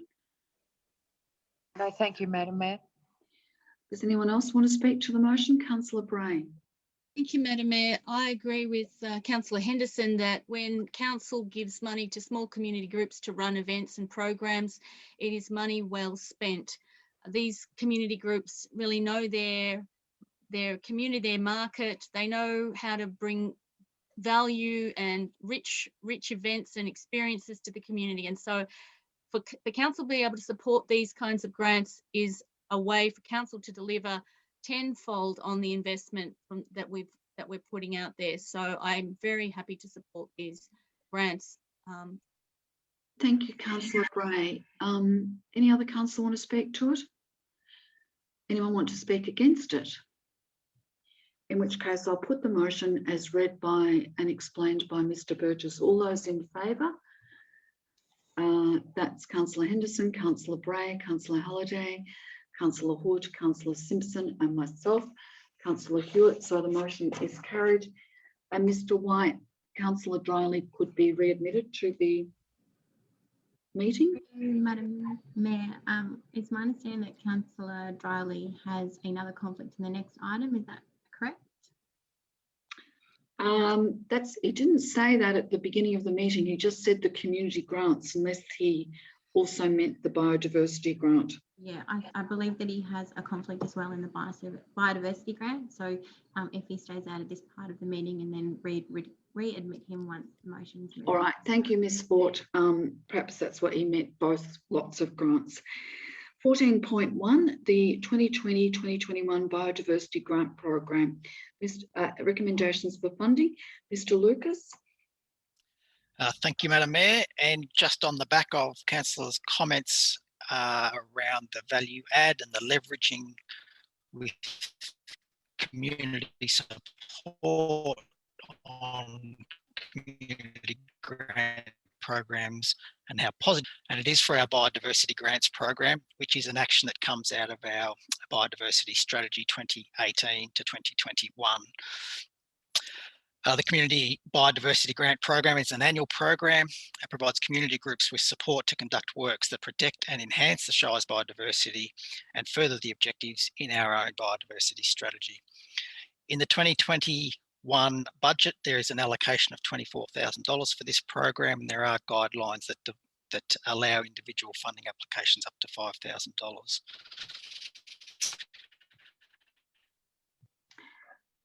When we called for nominations, to encourage to make contact with our biodiversity officer, who was able to talk through their project and guide them on how to best structure their application. I'm pleased to say, councillors, we received 7 applications for this program, which oversubscribed the available funding for the program. There is one project that is recommended for around 50% of the requested amount, and that was based on a number of factors and details as outlined in the key issues of tonight's paper. and the remaining 6 projects were all recommended to the tune of 92%, which is just pro-rating the balance across the respective projects. They've all been deemed to be scalable, and all 7 projects are recommended as part of the office's recommendation for part funding. Thank you, Mr. Lucas. Does anyone have any questions of Mr. Lucas at this stage? Councillor Simpson. Ned. Mr. Lucas, the line is not very clear. Which project was it which is getting the 50% funding? It was a project for the Cornish Hill, Friends of Cornish Hill, and it was for a training program. They'd put forward a training program for 10 volunteers to receive training, and upon assessment, it's been recommended for a training program for 5 volunteers. Thank you. Are there any other questions of Mr. Lucas? Councillor Henderson. Mr. Lucas, just for the record, not everyone probably that's listening would have all those. Could we have a list of the projects, please? If it's okay with you, Mr. Lucas, I'll read them out because your audio is a little bit wobbly, or it was then. Is that okay with you? Absolutely. Thanks. So the project for the bright-eyed brown butterfly habitat restoration, thank you, Ms. Fort. The Trentham Public Park and Recreation Reserve Committee of Management, $2,835. Revegetation after weed removal from Creswick Creek, Clunes Land Care and Waterways Group, $4,580. Creswick Indigenous Food and Fibre Demonstration Site, Biodiversity and Cultural Awareness Building Pilot Project with Transition Creswick for $4,580. Pardon me, MDLG Fox Control Project for the Malmesbury District Land Care Group Incorporated, $2,061. For the woody weed control along Slatey Creek in Wattle Flat from the Wattle Flat Patilla Land Care Group, $4,580. Volunteer training, chemical use and weed control for Friends of Cornish Hill, $2,350. Renewing the biodiversity of Trentham Quarry Street Reserve, which was the Trentham Quarry Street Reserve Committee of Management Incorporated, $3,013 for a total of $23,999. So are there any further questions of Mr. Lucas? In which case, I'm in search of a motion. Do I have a mover and a seconder? Moved Councillor Simpson, seconded Councillor Halliday. Councillor Simpson, do you want to speak to the motion? Thank you, Madam Mayor. I think these projects are very exciting and I'm glad that Council is supporting them, and I look forward to see the fruition of the work. Thanks, Councillor Simpson. Councillor Halliday, do you want to speak to the motion? Yeah, also I think they're fantastic little community projects, and we're very lucky to have a community that's so passionate about their environment, and very excited to see these come about. Thank you. Anyone? Thank you, Councillor Halliday. Anyone, other councillor wish to speak to the motion? Anyone wish to speak against? Then I'll put the motion as read out by Mr. Lucas and with the additional grants read by me. All those in favour? Councillor Simpson, Councillor Hood, Councillor Henderson, Councillor Bray, Councillor Halliday, and myself, Councillor Hewitt. So the motion is passed. And now, Mr. White, we can have Mr. Councillor Dryley back into the meeting. Thank you. Thank you, Madam Mayor. I'll just admit Councillor Dryley. Thank you.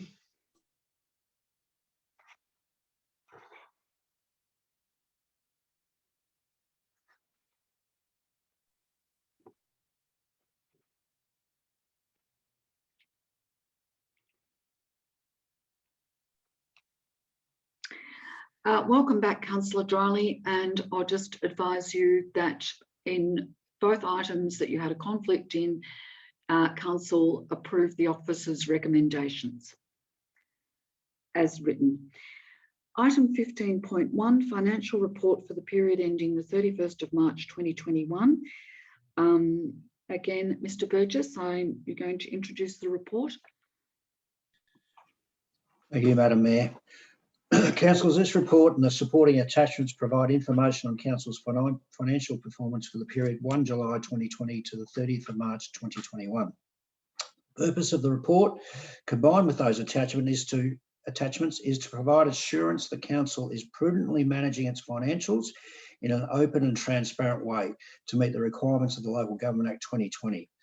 The attachments form a package which gives a comprehensive picture of Council's financial performance and current financial state in comparison to the revised budget, inclusive of carry forwards from 2019-2020 period by Council.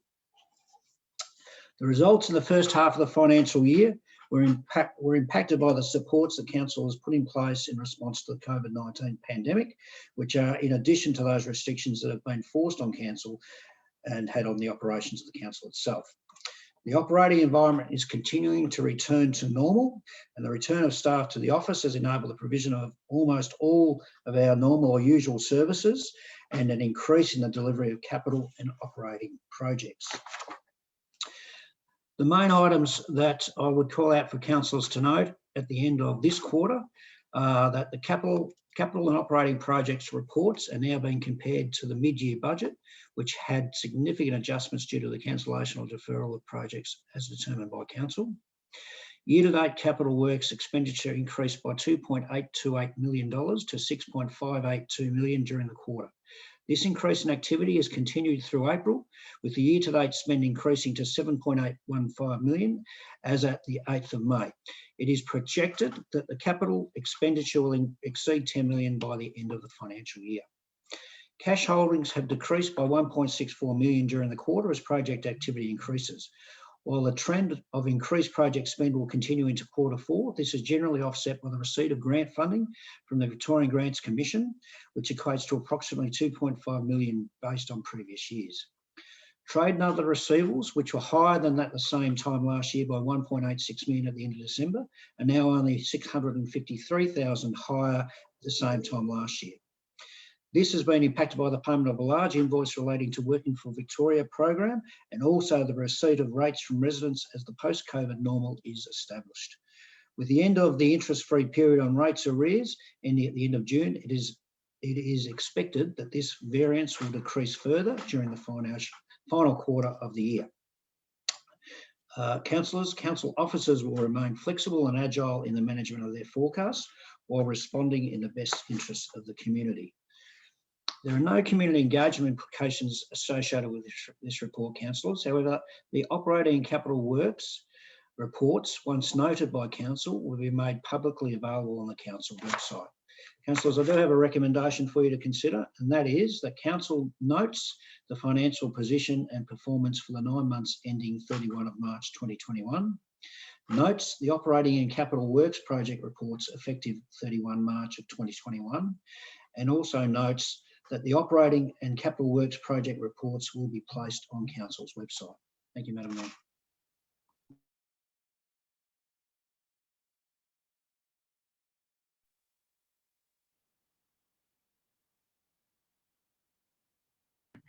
Thank you, Mr. Burgess. Sorry, I pressed the wrong button then. That was why was the delay. Do anyone have any questions of Mr. Burgess about the financial report for the period ending the 31st of March?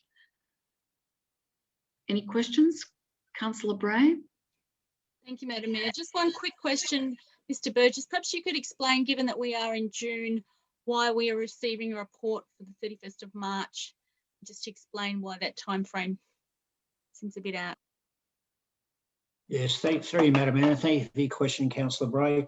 And I should have said at the start of this, councillors, that it is, we are probably one council meeting behind where this report should have come through to council for consideration. The reason for that is in relation to staff, key staff going on leave at that time and having the manager of financial services position vacant at the moment, and resources didn't allow us to actually develop this report fully until the return of that key staff member. And having said that, the unit is also diligently providing further budgetary support in relation to the annual plan process that is going on right now. So again, apologies to councillors that it is late.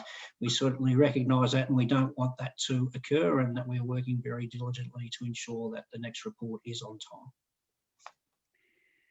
Thanks, Mr. Burgess. Any other questions of Mr. Burgess on this matter? In which case, I'm in search of a motion as read out by Mr. Burgess. Do I have a mover and a seconder? Moved Councillor Hood, seconded Councillor Bray. Councillor Hood, do you wish to speak to the motion? Just briefly, yeah. While noting the financial report for the 3 quarters ended the end of March, I am pleased to note that Council's financial position is improving somewhat and stabilising. I would describe it as the third leg of the trifecta. The community is well aware that this council has inherited a challenging project named the REX, and we're also very aware, as is the community, that we're addressing something like a 20-year backlog in strategic planning and town planning issues.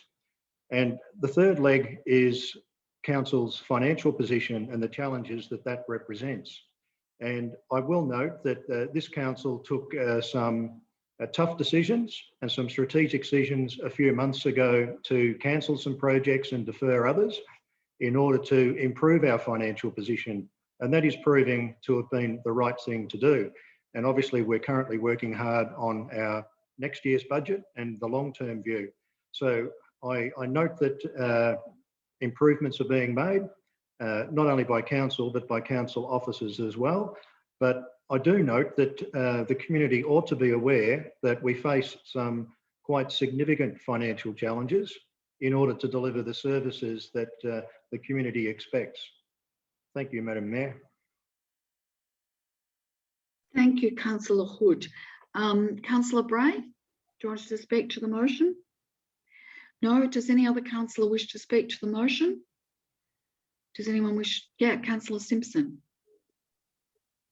I would just like to say, Councillor Hood said that we have cut out projects and saved money. How I see it is projects have been cut out and all the council resources have been put into the one project, which is the REX. So. Thank you, Councillor Simpson, for that comment. Do any other councillors wish to speak to the motion? Against the motion? Not sure whether Councillor Simpson, that was against the motion or just a comment about the financial position. But Councillor Hood, I'll give you right of reply anyway. Thank you, Madam Mayor. Yeah, the previous comment is obviously incorrect. This council took the decision some months ago to defer some capital works projects, and it took the decision to stop others. That's because we were faced with information put before us that showed that our untied cash, uncommitted cash balances were fast diminishing, and in future years were in fact heading into negative territory. Now, for any organisation, cash flow is critical. So we did the right things there. We've diverted those funds into many other activities, and it is plainly wrong, absolutely false to suggest that those funds were put into one specific particular project.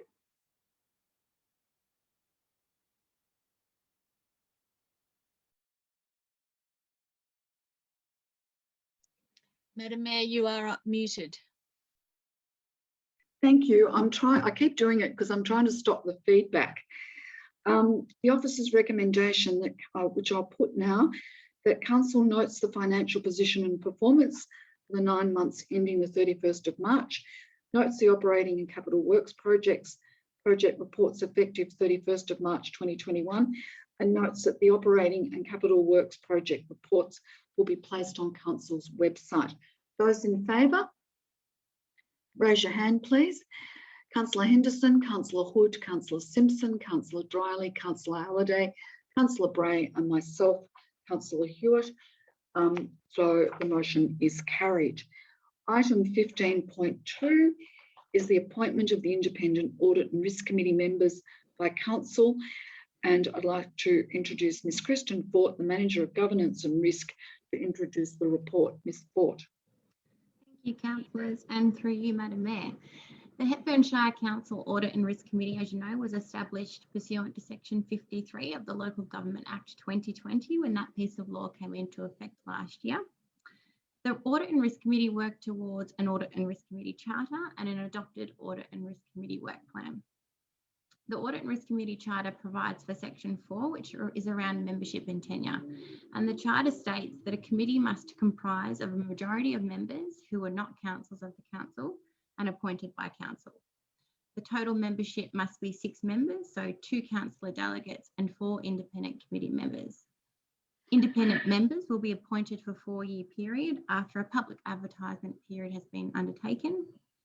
A sitting member can reapply and be appointed for 1 subsequent term, subject to the evaluation process set out in the Charter. And in line with the Audit and Risk Committee Charter and Council's records of independent committee members' tenure, the following memberships ended as of the 22nd of April 2021, which was Ms. Rochelle Tippett and Mr. Trevor Shard.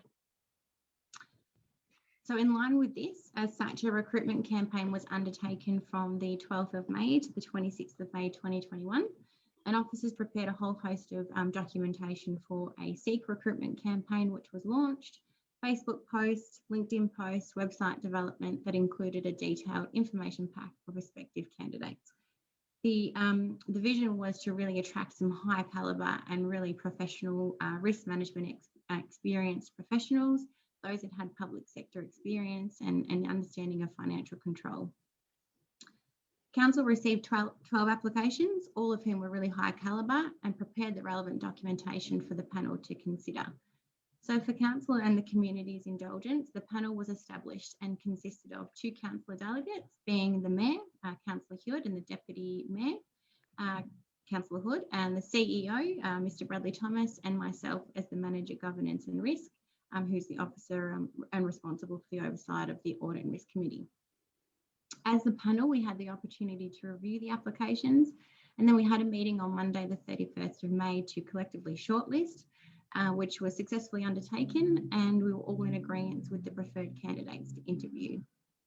Applicants shortlisted for the interview met the requirements of Section 53 of the Act 2020 in that they did have that financial management and risk management experience. They had public sector management expertise, and they were not a member of council staff or a councillor. A total of 4 candidates were selected for interview, with 1 withdrawing after invitation to interview. Councillors, on Monday the 7th and Tuesday the 8th of June, interviews were held via Teams, via virtual means. The panel determined the applicants unanimously, and therefore the CEO undertook reference checks on Wednesday the 9th of June 2021 over the phone with the allocated referees, in which the CEO was very satisfied with the outcome. Councillors, the preferred candidates from the extensive shortlisting and interview process are Mr. Dominic Isola and Miss Linda McNeil. A little bit of a short bio on each of these candidates and who I'm recommending to Council tonight to ratify is Dominic recently resigned from his role as the CEO of Hume City Council, which is one of the largest councils in Victoria. He has experience in being part of a high-functioning audit committee, being at every meeting of the Hume City Council Audit Committee. He's been an independent member of audit committees at Kangan TAFE and Regional Kitchen. For the past 25 years, he's been employed at 2 of the largest councils in Victoria, being Wyndham and Hume, and has had a range of senior management roles that included the responsibility for corporate governance, finance and risk management. Dominic has a Bachelor of Business, a fellow certified practicing accountant, and is a graduate of the Australian Institute of Company Directors.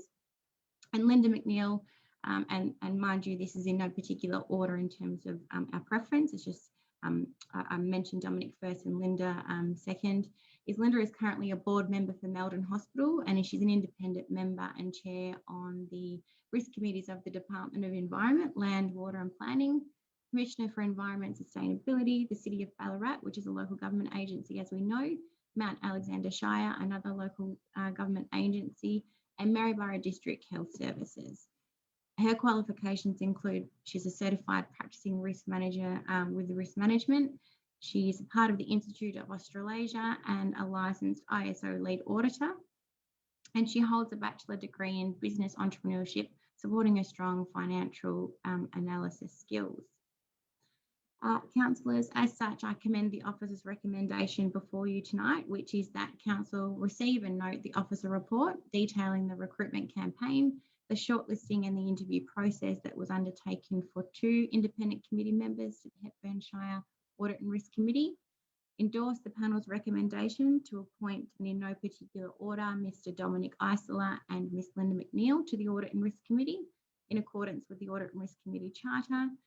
3, note that the skills and attributes of the recommended independent committee members meets and fulfills those requirements pursuant to section 53(3)(b) of the Local Government Act 2020, and formally thank and acknowledge the contributions, skills and attributes of Mr. Trevor Shard and Ms. Rochelle Tippett to the committee during their tenure.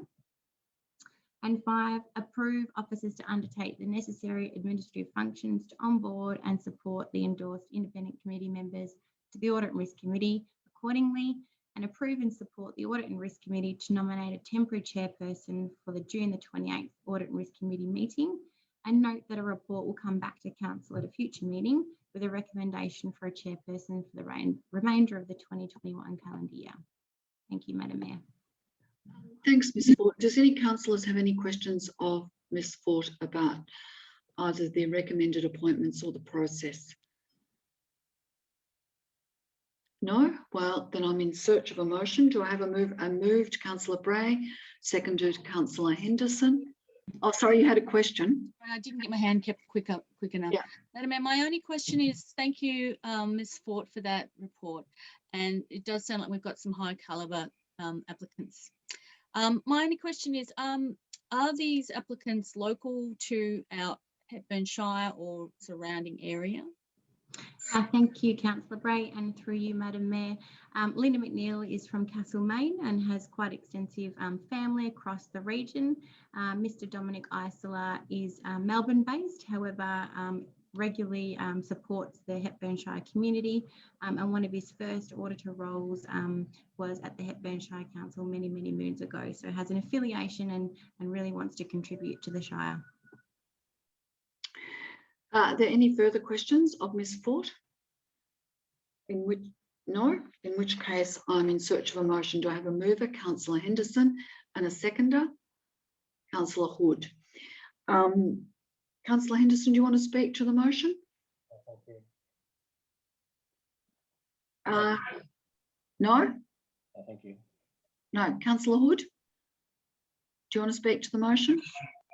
Yeah, thank you, Madam Mayor. The Audit and Risk Committee in any organisation plays a critically important role, not only in overseeing the financial resources, which are the community's financial resources, but also the role they play in ensuring that the organisation is operating under good governance principles and managing its risks appropriately. I'm confident that these 2 new appointments, these people have the necessary skills and attributes to make a positive contribution to council.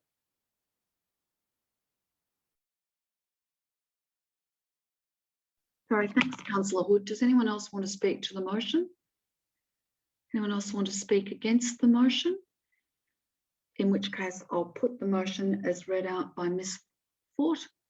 All those in favour raise their hand. Councillor Simpson, Councillor Dryley, Councillor Hood, Councillor Halliday, Councillor Henderson, Councillor Bray and myself, Councillor Hewitt. So I declare the motion carried. Thank you. Item 15.3, the Director of Council Records of Councillor Attendance, Mr. Burgess.